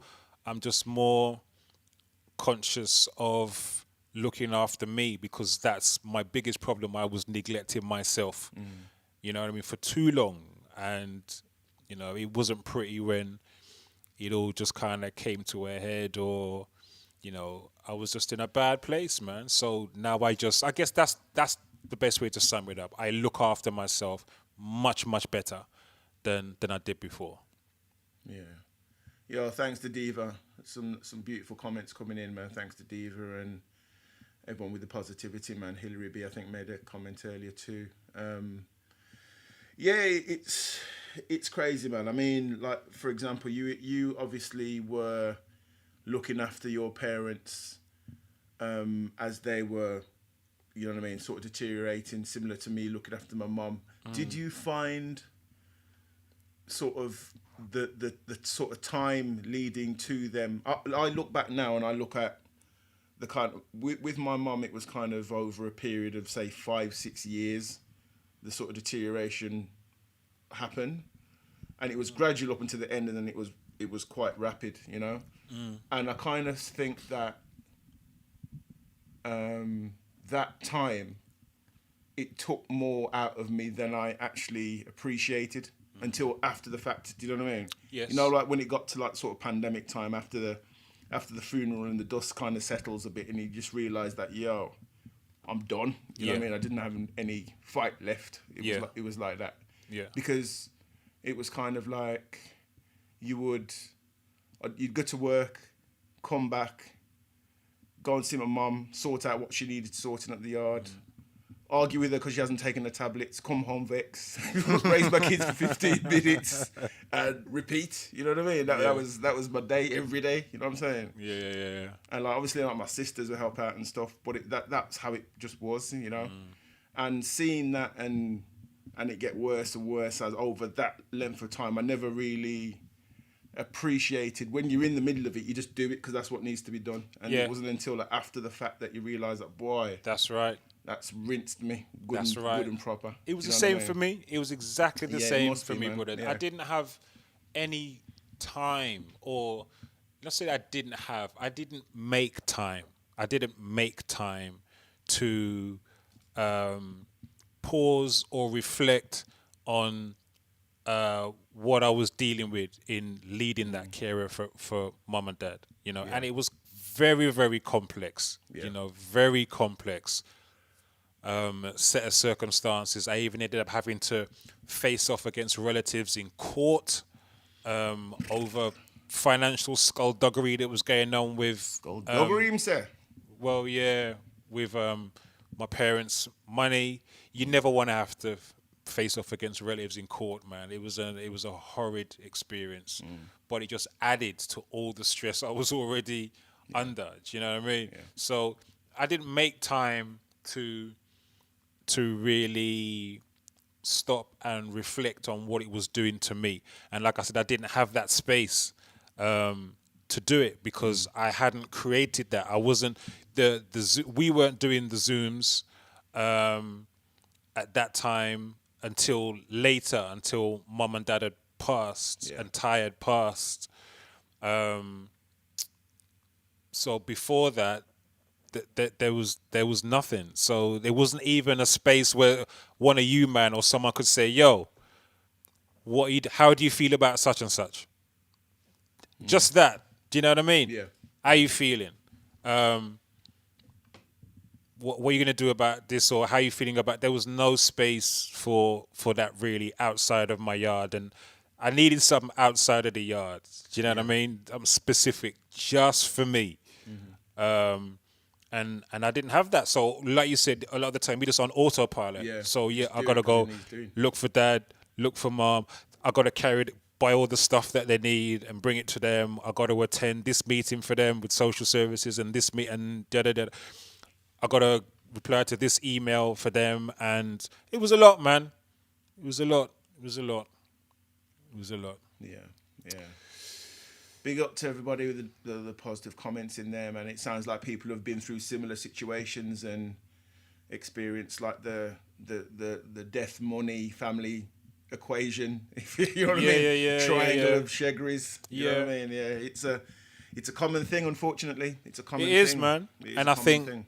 like you, it was only after I made the time to actually kind of reflect and take stock of my thoughts and feelings. That's when I realized just how much damage had been done. But at the time, you ain't got time to stop. I ain't got time to stop. And plus, my son was living here and I was homeschooling him. So I didn't even have time to pause and grieve my parents or Ty, because I had to still get up every day and be switched on for him and deal with his homeschooling. So there was no time to just completely really shut off and just grieve. Yeah. You know what I mean? Or much less process or my thoughts or feelings or any of that. I just had to keep going. Yeah. When they were here, I had to keep going. When they were gone, I still had to just keep going. You know what I mean? Yeah, it's crazy. I still think a big fault that I have personally, I don't know what you say, but you sound like you've changed up how you operate, sort of personally looking after yourself regarding how you think. You've got this, you know what I mean, the meditation and the reflection side of things. I still don't think that the reflection piece of things of the self-healing is something that I have mastered yet. You know what I mean? I tend to just do shit. Do you know what I mean? Rather than plan. I just go for the next thing, clock that, next thing, clock. Do you know what I mean? That sort of reflection thing is definitely something I need to improve on. And, you know what I mean? I'm definitely advocate that, bro. My daughters lecture me all the time on things, man. You know Yeah, man, but we have the space, bro. We have the space, so you can use the space in the same way. You guys started it for me, but now it's become something for all of us. Everybody comes to the table. Everybody's bringing their things to the table now. You know what I mean? Literally, we get a WhatsApp. Yo, we're meeting tonight or what? You know something's gone down. You know something. Someone's got something to bring to the group. It's funny. It's funny because when you drop on about 5 minutes later, man's already in there and it's kicking off already. It's like, wow. And then they said, like, whee. You know what I mean? That's how it was. You're talking about this Sunday, innit? You're talking about the Sunday gone. I was like, right. I just sat in the background just listening, trying to work out what's happened there. I'm like, damn. You know what I mean? That's a relive some things, man. Yo, you gotta. I'd strongly advise you to, to do that, man. Yeah. Talk about that stuff more. You know what I mean? Talk about that stuff more because I'm with a number of different groups now. So there's one, a Lost Cafe group, which is about death and bereavement primarily. Big up to Dizza, man. Black big people. Up, bro. Dizza's in it. Oh, big up Dizza. Yeah, Dizza's in a bit. Salute, man. Yeah, man. Salute. That's Respect. my family right there, man. Big up D. Yeah, respect for that, D. Salute. Yeah, So I'm involved in different groups. Yeah, different groups, online support spaces, and there's a couple, at least one that's just for men, just for black men, and so myself and 3 others, D, AJ, and Mr. Townsend, we all got together to put on this thing, which was like the Lost Cafe, but it was just for men, just for black men who were suffering from bereavement, or grieving, or suffering from grief or bereavement at the time, whether present or historic. And those sessions, man, we did one, and we expected maybe about 2 or 3 man to come on to the thing, right? First one we did. We didn't really put out much promotion for it or anything. When we opened up the thing, we had over 20 man from about 4 different continents. Right. And we're on there from all, I don't even know how they found out about the thing, but there were men on there from all over. And the conversations were just deep, and a recurring theme when we were talking. A lot of us talked about our experience, the experiences of being fathered by our fathers, and growing up, and what that was like. Whether you had your father or you didn't, people talked about just growing up as a black male wherever they were growing up. Can I just guess how that went? Go on. Shut up. Do you want me to give you something to cry for? All the familiars. Yeah, that's essentially how it was, man. But the recurring thing was how talking was not something that was natural to us or was even encouraged. Talking about our feelings was not encouraged. In fact, it was discouraged with us. Either it was discouraged in the yard. You just gave the perfect example. Shut up. Yeah. We want to give something for cry for? Tapping eyes. So you couldn't cry. That was another thing. Crying wasn't acceptable. Talking up your mouth wasn't acceptable. So you couldn't really talk. We weren't encouraged to talk openly in the yard, and then you couldn't be like that outside the yard either, because if you're like that in the ends, man would think you're a surfers and you're gonna be a target. Take you for So chips. yeah, they're gonna take liberties with you. So you can't be in any way vulnerable or whatever in the yard. You can't do it outside the yard. So where in the hell can we go and be vulnerable and talk about our feelings or emotions, or cry if you need to cry, or whatever? There was no way for us to do that. We were never encouraged. We were actively discouraged from doing that. So when we opened up this first meeting, the amount of guys that came on and the depths of the conversations, man was bawling from the first session, and it just showed how deep some of the stuff was that these men were carrying, and how desperate they were to get it out. You know what I mean? So, yeah, it's a difficult one for us because we are discouraged so much from talking. But I would strongly say to you, brother, get on this. Get on this. You know what I mean? We've got the group set up for ourselves. Yeah. Use that. And anything else that you see, like I went on something this week that I saw an online Zoom thing, public Zoom thing about anxiety and depression. So I thought, okay, I'll take a look in, and it was by a BME. I hate that term, but BME forum in a particular area. I won't say which one. But I went in there just to take a look and whatever. It wasn't great. It was kind of pants, to be honest. Yeah. But there are other ones that I've been to where there's been phenomenal people doing phenomenal work, and I've been able to access other people in other groups. And so now I have this network of support. You know what I mean? I have a network now. I don't just have the one group, which was you, man, initially. I now have a network of support. So I can't advocate it enough, brother. Yeah. Really and truly. Just got a comment, an interesting comment from Natasha there, where she's saying that it's not a gender thing within black culture. It's something that she identifies with too. That's interesting too. Right. Okay. That's an interesting comment. Thank you, Natasha, for sharing, man. That's it's interesting, man. It's real, man. Do you know what I mean? I've been in situations with work where, you know, when you're on that work treadmill, you're trying to move up the slippery pole, you're grafting and you're working some crazy hours and the pressure's on. And I remember one time I was working over in Birmingham, and I remember coming out to the department in where my place of work, and I was walking to the train station, and I just felt myself get short of breath, man. My shoulders are up, and I was like, yo, am I freaking having a heart attack? But what it was just like anxiety and just straight stress, man. Would just lick me. Do you know what I mean? I went to the doctors, got checked over, everything was perfect.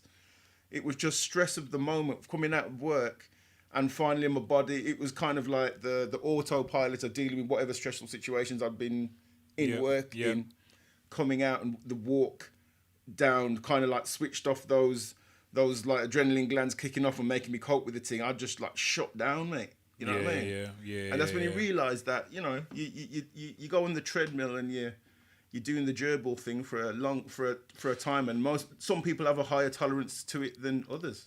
For real, but it will catch up with you, man. It will at one point or another. It will. It does, especially if you have an awakening to your emotions and your need to express them. If you're not really built like that, then maybe it's not going to affect you so tough. You know what I mean? Like, my dad wasn't really built like that. And I'm just seeing a message in the chat from Ian Morlin. I think he was saying that his dad wasn't like that either somewhere. I think I saw something along those lines. And it may be a generational thing. Well, this is what I was kind of alluding to. Yeah. This is what I was alluding to, because my dad wasn't built like that either. So when I got into, there was a period where each time I see my dad, I would hug him, right? And I would tell him I love him, yeah? And I really wanted this from my dad. but I noticed that when I did it, I just made him feel uncomfortable. I could tell it was making him feel uncomfortable. I deal with. Yeah. Thinks me an idiot. Top in your chest. So, in the end, I just stopped doing it because I could tell as much as I wanted it, he wasn't built like that, and he was just feeling. The more I did it, the more I was making him feel uncomfortable. So I just allowed it. Yeah. You know what I mean? So I don't wrong him for that because he's talked about how he was brought up and he's just doing what he knows. You know what I mean? But with me, I definitely do the opposite, especially with Justice. Totally the opposite, you know. Although sometimes my dad slips out. You know what I'm saying? When I say, wait a sec. Hey man, that's you've got to, man. You got to carry on. Yeah. Certain Sometimes my dad slips out, man. Certain traditions you got to continue. You know. Yeah, man. But you know. Yeah, man. But yeah, the love thing. It's a similar thing with my daughters, man. My daughters, I make sure I tell them all the time whether they want it or not, want to hear it or not, how much I love them, how much I think they're beautiful, because they are. You know what I mean? And hug as much as possible. As they get older, they don't want as many hugs as they used to when they were little. It's not cool anymore. They cool, man. Cool. Do you know what I mean? But they still love it. They still love it, man. And I'm proud of them, man. Do you know what I mean? There's some wicked stuff in the chat, though, man. I've been missing a lot of this chat, man. We've been man, chatting. I'm going to have to watch this back. See, I'm trying to put up messages as it goes through. But Though I wouldn't even bother. A lot of the time, the chat messages, I don't get to really see them properly until I watch back the stream. Yeah. And then I realize how much I've missed or whatever, you know. But I'm sure when we watch this back, there's gonna be lots of messages that we've missed. Yeah. We wish we could have read out. Yeah, for real. No, it's reality. So, with regard to this whole sort of thought processes and the way of thinking and overcoming. Come on, let's go here. This is the one-time special, mate. There's no more guinea pig moments. Whatever it is, let's have it. Come on. No.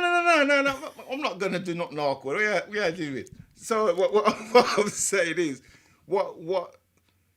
how do you think music plays a part in overcoming these adversities and being like a tonic for all this kind of thing? Do you know what I mean? All these stresses. Do you see that? Because obviously music's a big part of you, right? Music is my first love. You know what I mean? First... So do you think it was a big part in the healing process? It absolutely was. And also and the live streams that we started doing were do you know what? I'm not even sure I've.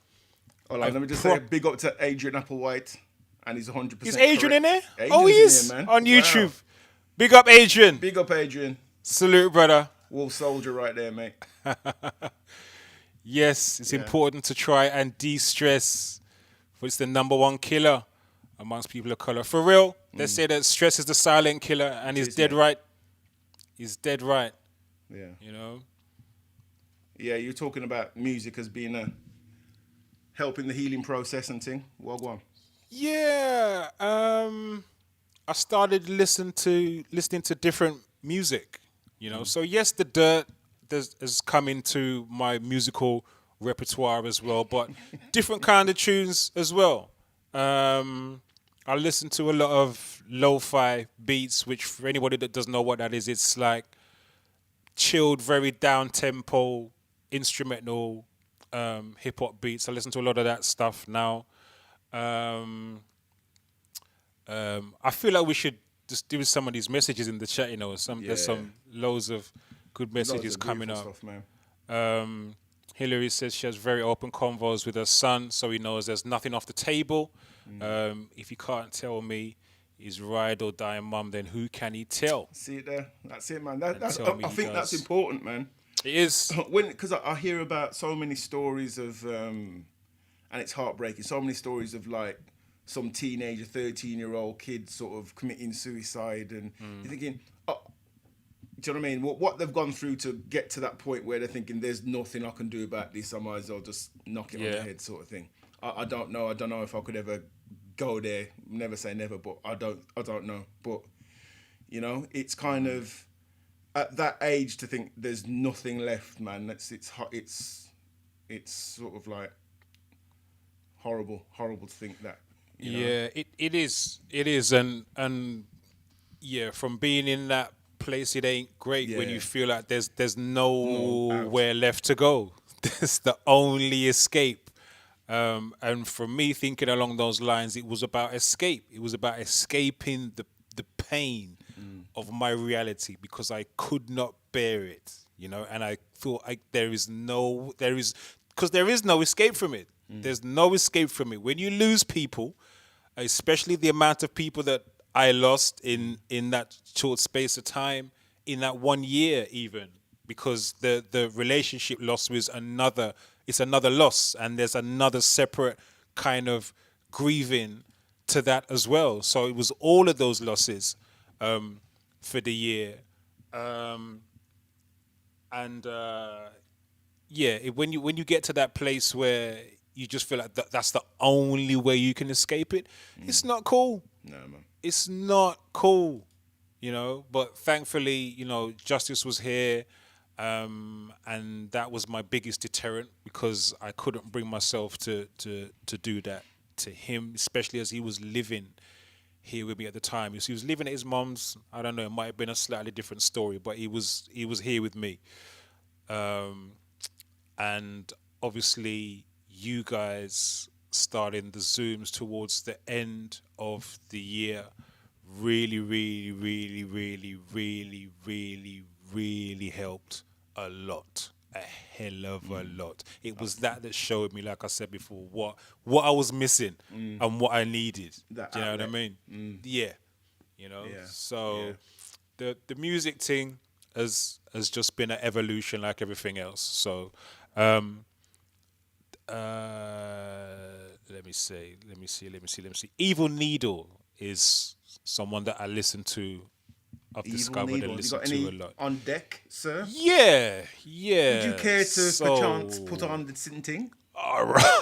This is Evil Needle. Yeah, Sounds like I listen some to darkness, man. a lot of Evil Needle. Listen. Lo-fi beats. Oh, I hear what you're saying.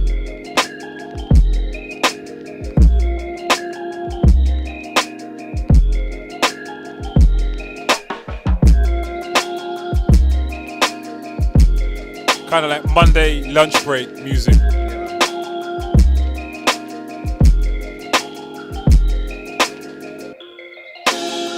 Zone out stuff.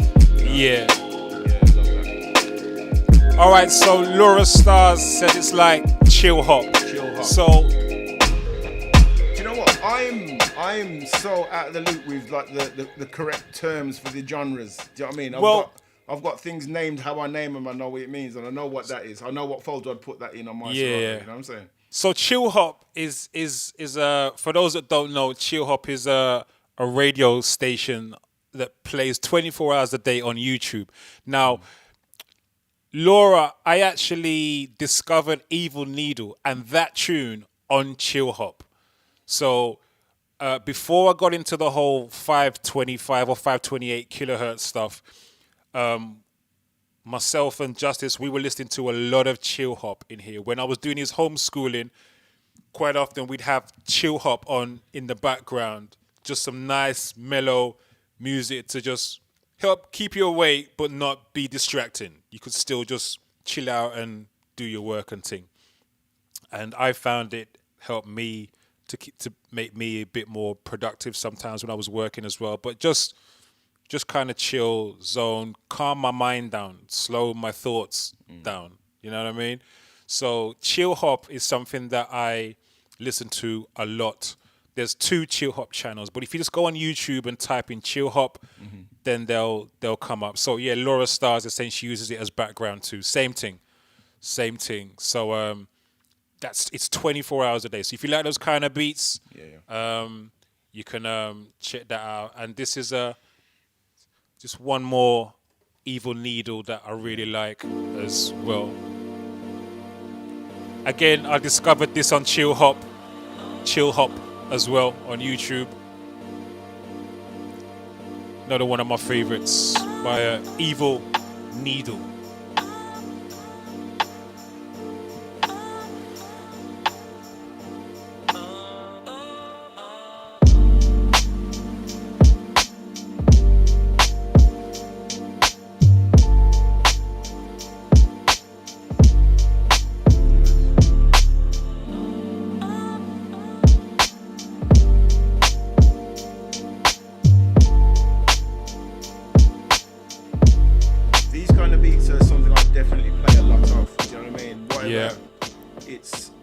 The kind of I've definitely got into going into rabbit holes on Bandcamp and getting instrumentals like that kind of thing. You know what I mean? And just Yo, D'Artagnan's in the building, man. G-Force has arrived. Oh, is it? Remember there? I was in the car. Just come. What's going on, sir? Salute G-Force. Good evening. Welcome to the party. Yeah, man. We're just getting deep in here, mate. Yeah, welcome, mate. Bro. Yeah, man, Musketeer original. Yep. So yeah, man, them beats, those beats are strong in my repertoire now. Mm-hmm. You know what I mean? So these kind of beats have helped me a lot over the last 12 to 18 months. You know what I mean? Those kind of beats definitely helped me a lot. And then just other more spiritual stuff as well. This track I'm going to draw is one that after my dad and my mum and Ty all passed, I did a stream. I think it was the first stream I ever did. I don't even remember if I actually streamed it or whether I just recorded it. But I started off with this, and from that I couldn't play this tune without crying for ages. For ages afterwards, every time I played this track, I just started bawling. Because I now always associate this track with Dad, Mum, and Ty, because it kind of talks about kind of like afterlife kind of thing. So anyway, it's this. Luciano.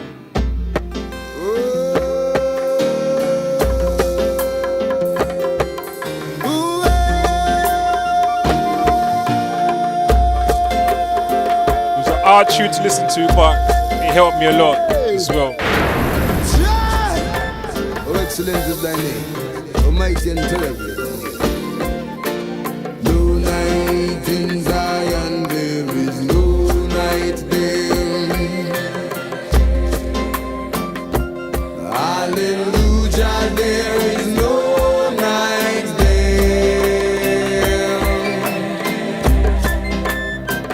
'Cause Rastafari is our light, and we need no candlelight. Hallelujah, there is no night there. Oja shook them, Oja, with thy lightning and thy thunder. Cause the whole universe to vibrate and resonate with thy power. No night in Zion, there is no night there.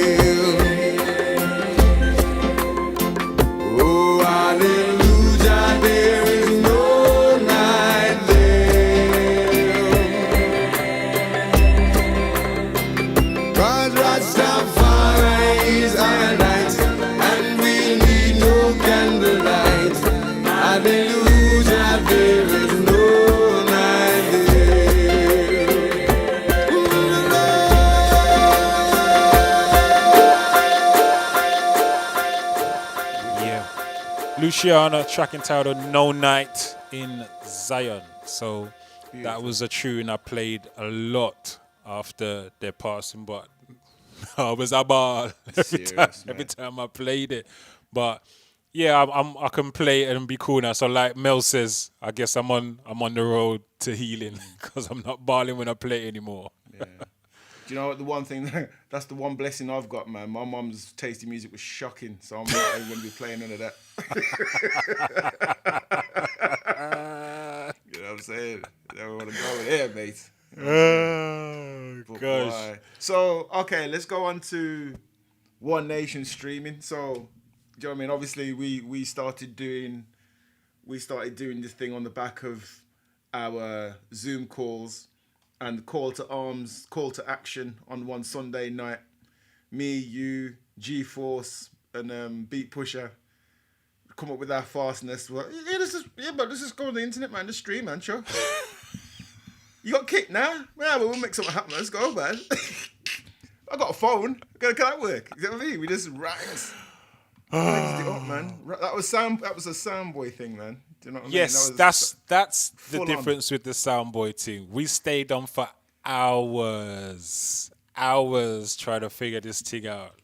But we got there on the Friday. We were live and we did the thing, you know, in less than a week. Seriously. And it's funny watching back the old sessions now and watching the original sessions and the ones that we do now. Hold on, man. Flipping Hillary sussed me, mate. Yeah, was man. She was on a Jim Reeves, Dolly Parton, one called Boxcar Willie. Who's that? Boxcar Willie, you know. Boxcar Willie, you know. Yo, she must have been on some Nat King Cole as well, then maybe. Yeah. But she was more on Saturday morning. She'd be playing some Dolly Parton, mate. I'd be like, mate. What is it with Jamaican elders and country music? What is that about? I don't know. But that's all she was on. She was on church, gospel music or Dolly Parton. That was her thing. You know what I mean? Jamaican elders seem to have a really big fascination with westerns, with the music and the films. Yeah. My dad was big into his cowboy. Yes. You know what I mean? To be honest, I've inherited it. To be honest, I love westerns, watching westerns as well. But the thing with the music always kind of baffled me. Yeah, man. But there was also country music and gospel mashup. Put a bass line on some Dolly Parton. Yeah, man, yo, don't give us ideas around here. Who said that? Man. Don't give us ideas around here, Hillary. Yeah, man. You'll soon start hearing that on a Friday night. Yeah, I mean, Celine Dion. Charlie Pride. Did she listen to Charlie Pride? Charlie Pride. You know about Charlie Pride? So. I don't think so. But Charlie Pride was like a black Jim Reeves. Raw. So he was smooth like that, and he was on that whole gospel Christian thing. Did he rock a cardigan? He sounds like he rocked some big, them big color shirt. Right, it was a 70s thing. Right, yeah, man. Right. Okay. Yeah, man. Charlie Pride. Yeah, man. So I'm scarred, mate. I'm scarred from my youth with music in my yard. You know what I mean? My dad had a selection, but my mum, mate. You know what I mean? So, I tell you what else has helped, right? What I've started to become more attuned to. As I said before, I'm becoming more aware of everything in my life now. What I eat, what I do, what I watch on, or feed my brain with, what I'm reading, but also the lyrical content of music. Now, some of it speaks to me a lot more now. You understand? So, this is one that we've played on some of our streams. I think Fridays and maybe one of the other streams in the week, like a Monday or something. Lyrical content. So these kind of tunes. Is it the one Beat Pusher drop, man? Sit down, Pony. Is it that?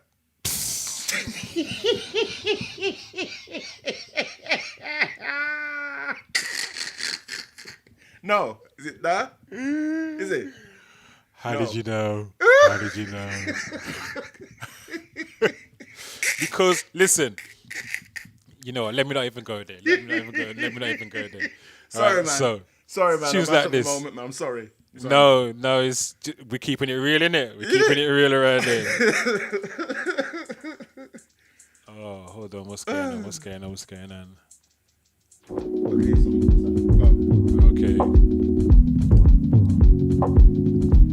So we played this one before, but messages in the music kind of speaking to me differently these days. You know what I mean? So it's one of my favorites again. I know it's a fight to try and listen, 'cause I might not know what to say.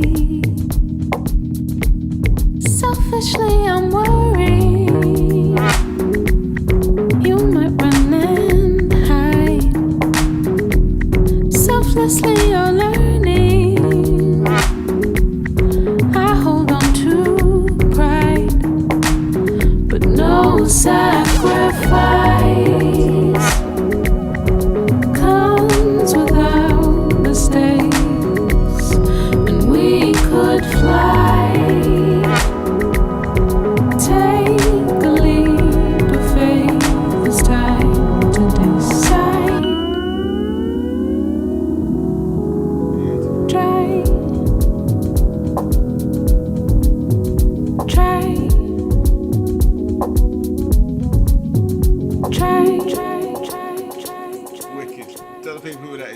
man. So that is Madison McFerrin.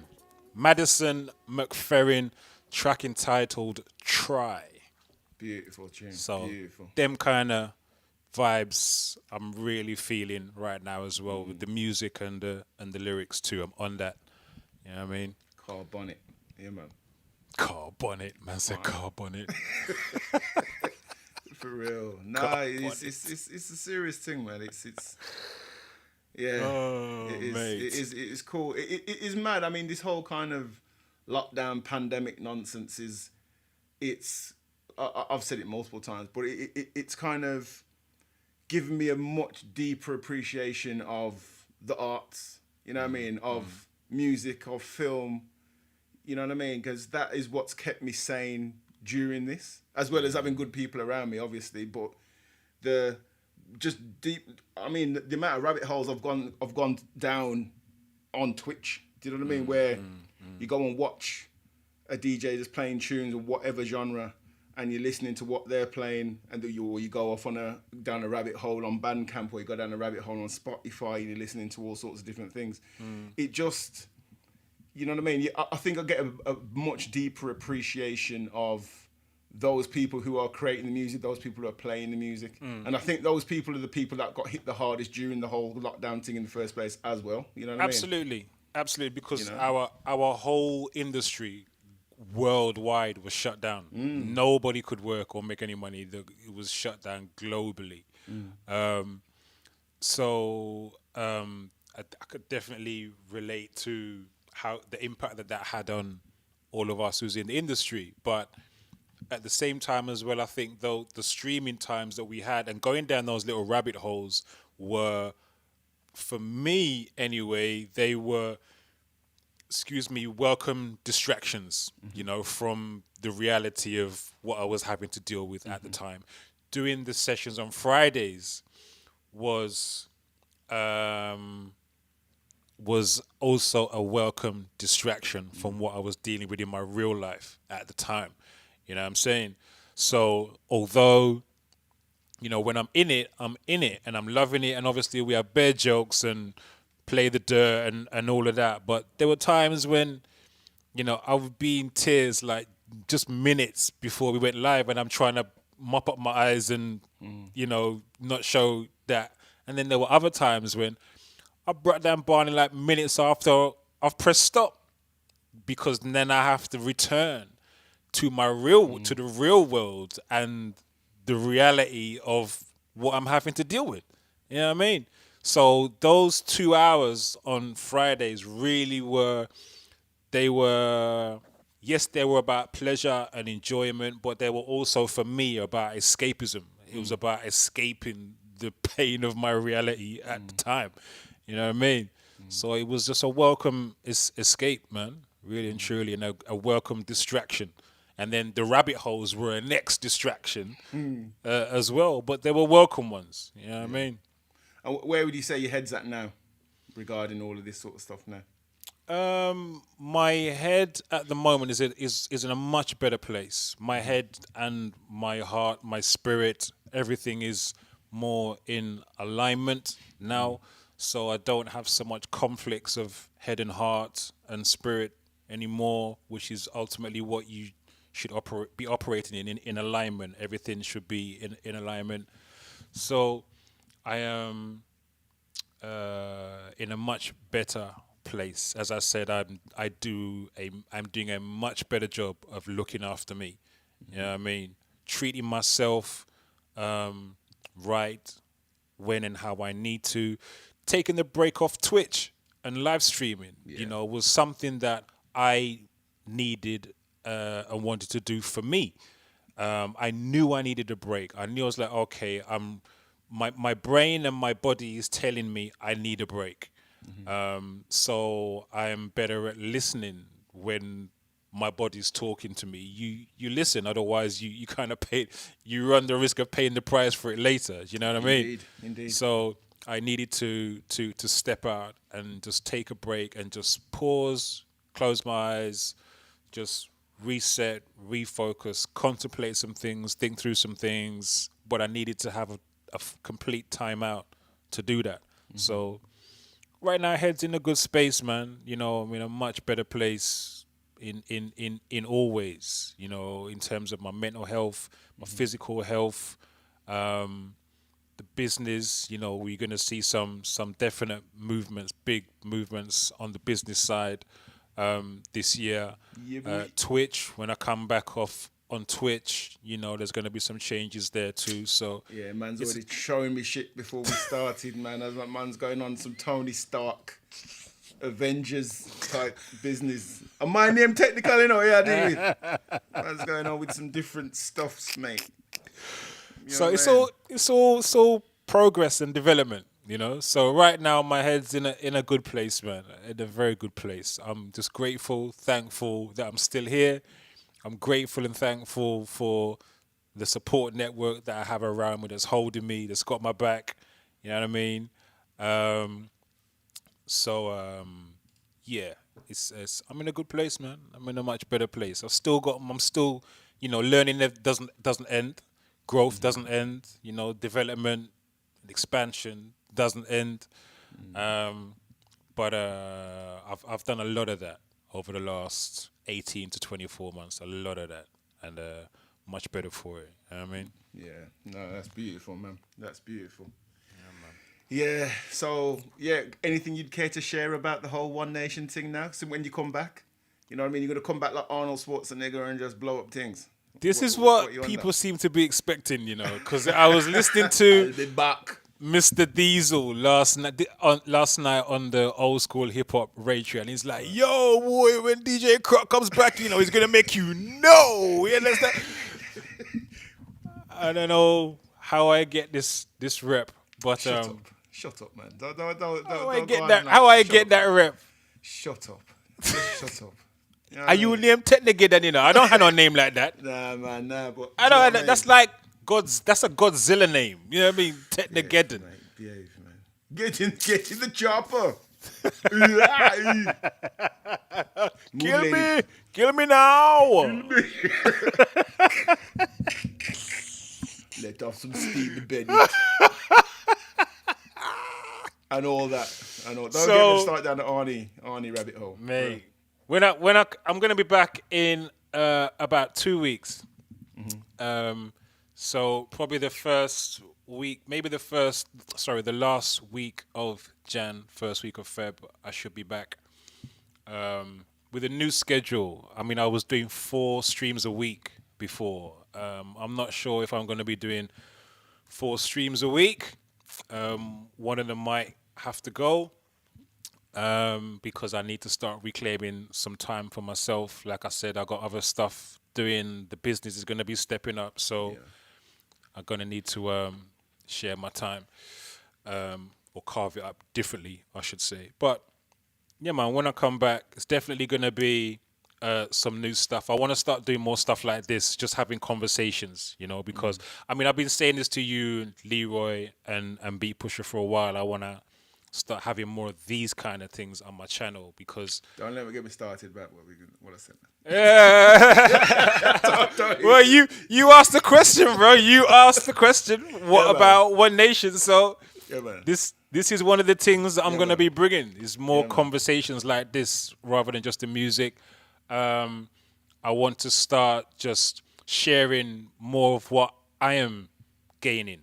You know what I'm saying? So the gift of talking like this, I feel like when you do it, you also empower others to feel like they can talk up as well. You know what I mean? And it's noticeable in the chat, man. Do you know what I mean? How many sort of, how many people have commented on similar situations that they've been through or things that they've experienced that's similar to what we've mentioned there. It's wicked, man. It's a different thing because obviously we've done these interviews before and I've done it with different people, but doing it live and having that communication there, it's like having a big chat with a whole heap of people at the same time, isn't it? It's good, man.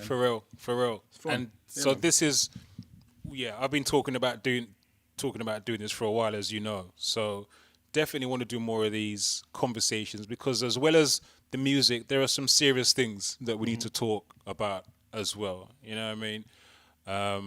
As a people, there's some serious things we need to talk about as well. It's not all just fun and games and music and whatever. There's stuff we need to talk about. This mental health, about about diet and all kinds of stuff. You know what I mean?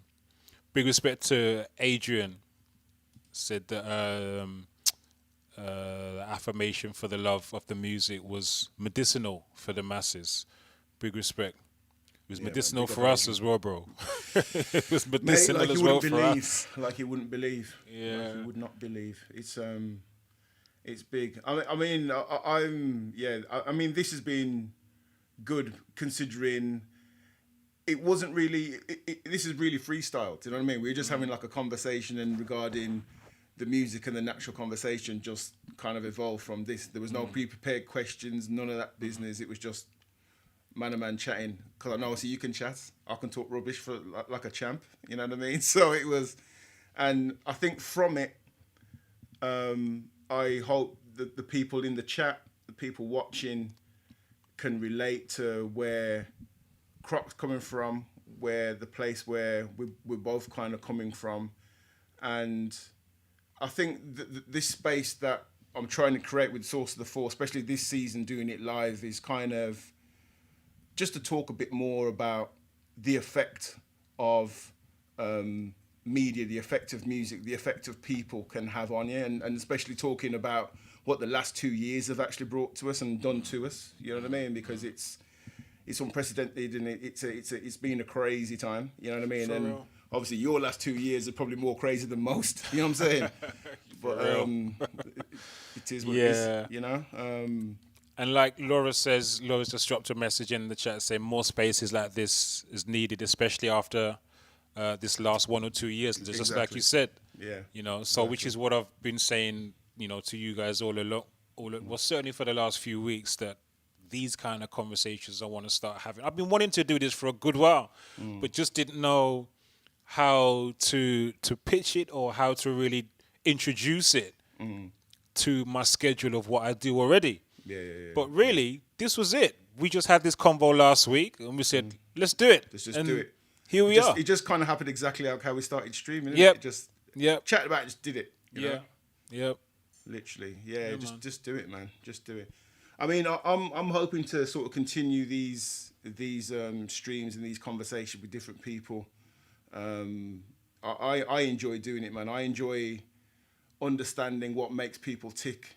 Obviously, music's a big part of a lot of people's lives, and film and that sort of thing. But finding out what people's influences are in regard to these things, but also places, events, other people, all the things that make them a person. You know what I'm saying? So I'm really interested in what kind of molds people. And that's essentially what Source of the Force is about, the source of inspiration that drives people to be who they are. You know what I mean? So, Croc, big Yes, sir. respect, sir. What's your final, your outgoing sentence for the people then before My we lock off? We've been going 2.25 hours, you know, brethren. I know. Yeah, man, it's nice, mate. My outgoing word is, as the flight attendants say on the planes, you know, in times of if there's an emergency, please make sure you secure your own face mask or oxygen mask first before helping others. That is my word. That is Factual. it. You know, make sure you've got your support in place first. You know, before you start running around helping others. You know, and if that doesn't mean you can't help others, you can still help others, but you have to make sure that you're helping yourself too. You know what I mean? You got to make sure you put in support for yourself primarily. 100%. You know what I mean? So that would be my main word, man. That's my biggest learning. Make sure you got your support in place for yourself. Because if you're in no fit state to help yourself, how are you going to help anybody else? You can't That's real talk. really help, but you can't be your best. Even if you're trying to help others, you're not going to be performing or functioning at your best for yourself or for them, you know, because you haven't secured your oxygen. Yeah, I mean, just you haven't secured your thing properly first. So smoke's getting in on what you're coughing and you're on the floor. You're not going to last long. You know what I mean? So secure your thing first. Make sure you put supporting place for yourself. What else I would say? Just look after yourself, man. You know what I mean? Because you need to do it. Look after yourself. Look after yourself in terms of your sleep. Make sure you're getting enough sleep. Make sure you're eating right, exercising, all the things that you know you need to do. Do it. Do it. You know why you need to do it. Just do it. You don't need no long talk, no advertisement or no whatever to tell you any of this stuff. We all know it. Just do it, man.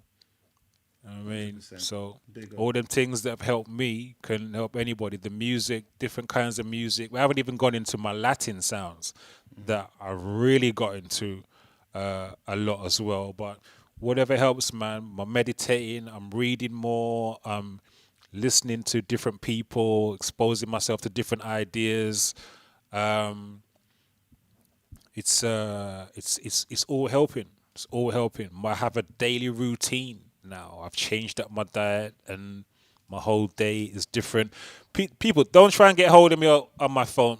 A lot of people in the chat will know. You try and get hold of me on my phone, it's going to be long. And the reason why it's long is because I manage my phone and my time differently. My phone now stays on silent or off for pretty much most of the day, right? So what I find now is my home is more peaceful because my phone ain't pinging or ringing all the time. And my days are more productive because my phone isn't constantly distracting me with every notification that comes in or every call or what have you. So it just stays off or stays on silent. I will go and check it at a time that's convenient for me, not you. I'm not automatically just going to run and jump and answer the phone when someone else wants me because it's not convenient for me. It's convenient for them. So I just leave it on silent now and I go and check it whenever. So little things like this, you know, are all helping me. But put in place support for yourself. Whatever works for you, that's one of the things that works for me. And all these other little things work for me. You just got to put in your own support, man. You know what I mean? That's it. Make sure you're supporting yourself. You got in support for yourself. For real. Yeah. Big up. Business requests. Big up Richie Ranks. Richie Ranks in the building. Oi! Big up 13 Rhythms as well.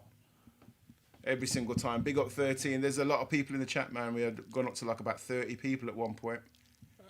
Rich is asking, how do you manage business requests? I think it means if your phone's off. Oh, right. Okay. So people can get at Don't me. call Croc in an emergency, guys. Yeah, that's probably a good thing to do. Don't call me in an emergency. So at the minute, Richie, I respond to the messages throughout the day. So periodically throughout the day, like about 3 times a day, I check my phone and I'll respond to whatever messages are there. That's kind of how I do it. Unless someone's messaged me via email or on social media, that's how I do it. So it's not like it's going to be days or whatever I get back. I normally check my messages about 3 times a day or my phone 3 times a day. And if there's anything urgent or that I need to respond to, that's how I do it. Here, Karen James. She contacts you through me, apparently. Yo, I'm gonna start following Croc now, so people don't contact me. Yeah, because text my PA. Yeah. Yeah. Whatever, mate. Whatever. Just spit in your tea. Well, I won't be taking any tea from you from now on, then, will I, mate? PA this. Bloat not. PA Baracas. PA Baracas, exactly.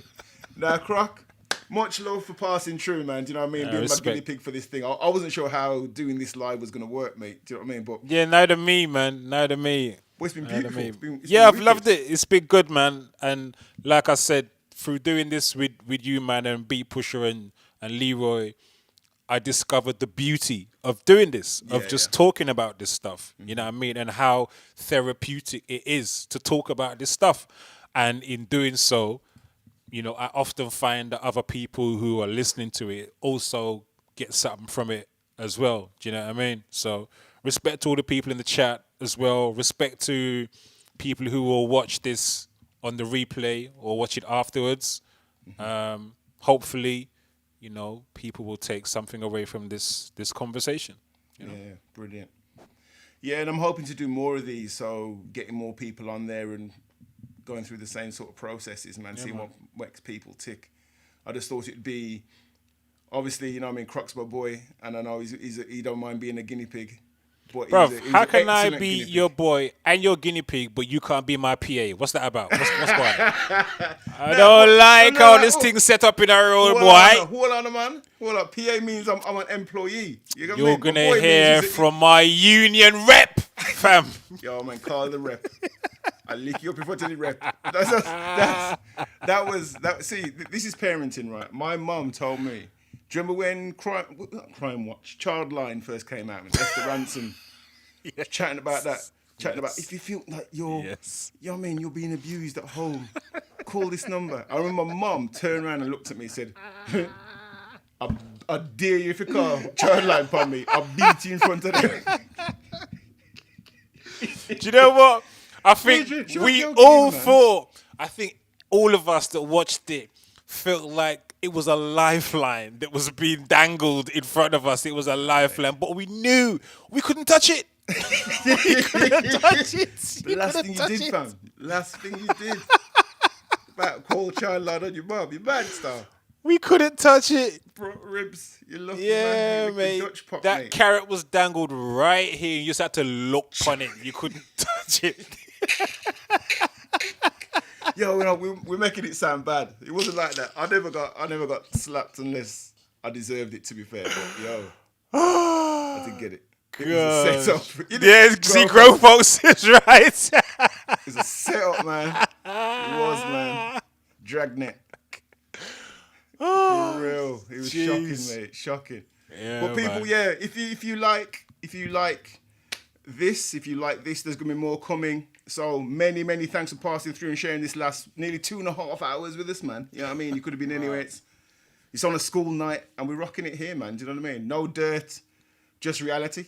You know what I mean? Sometimes reality is just as beautiful as the dirt, you know? Yeah, man. If not more so.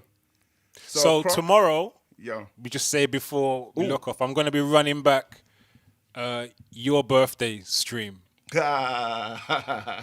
on the One Nation Under a Blue slot. Right, Yeah, okay. so How long is that one? that one was about 2 hours. It was more to the proper time. It wasn't like my one, which was like 5.5, nearly 6 Madness, hours. man. Yeah. 9 DJs. So Crazy. I think what you're time are you kicking off with that? 8 o'clock tomorrow. I'm going to run that back at 8 tomorrow. So 8 o'clock on One Nation Under a Groove. On Twitch, YouTube, and Mixcloud. Blam. If you want to see some jokes, some golden moments from the Friday With a special night guest. sessions, man. Yeah, With man, it special was a guest. special one. Yeah. For real. Yeah. Pass true. I'll probably run a film afterwards if you don't mind, man. I'll see what Yeah, man, fancy do it. putting on. Yeah, man. Do it, man. Run a thing. Wicked. Nice one. Once again, bruv, many thanks for passing through. Love, brother. Respect. Every single time, man. You don't Every know. time, Big man. up to Yeah, everybody in the chat. Every single time. We will see you Salute. real soon. Thank you for sharing the time with us, man. And you know what I mean? All the beautiful comments and sharing your experiences as well as being wicked, man. Do you know what I mean? It was man. better than I thought it would go. So Yeah. thank you. So Thank you, appreciate people. it. So people, big love. Peace. Peace. Later.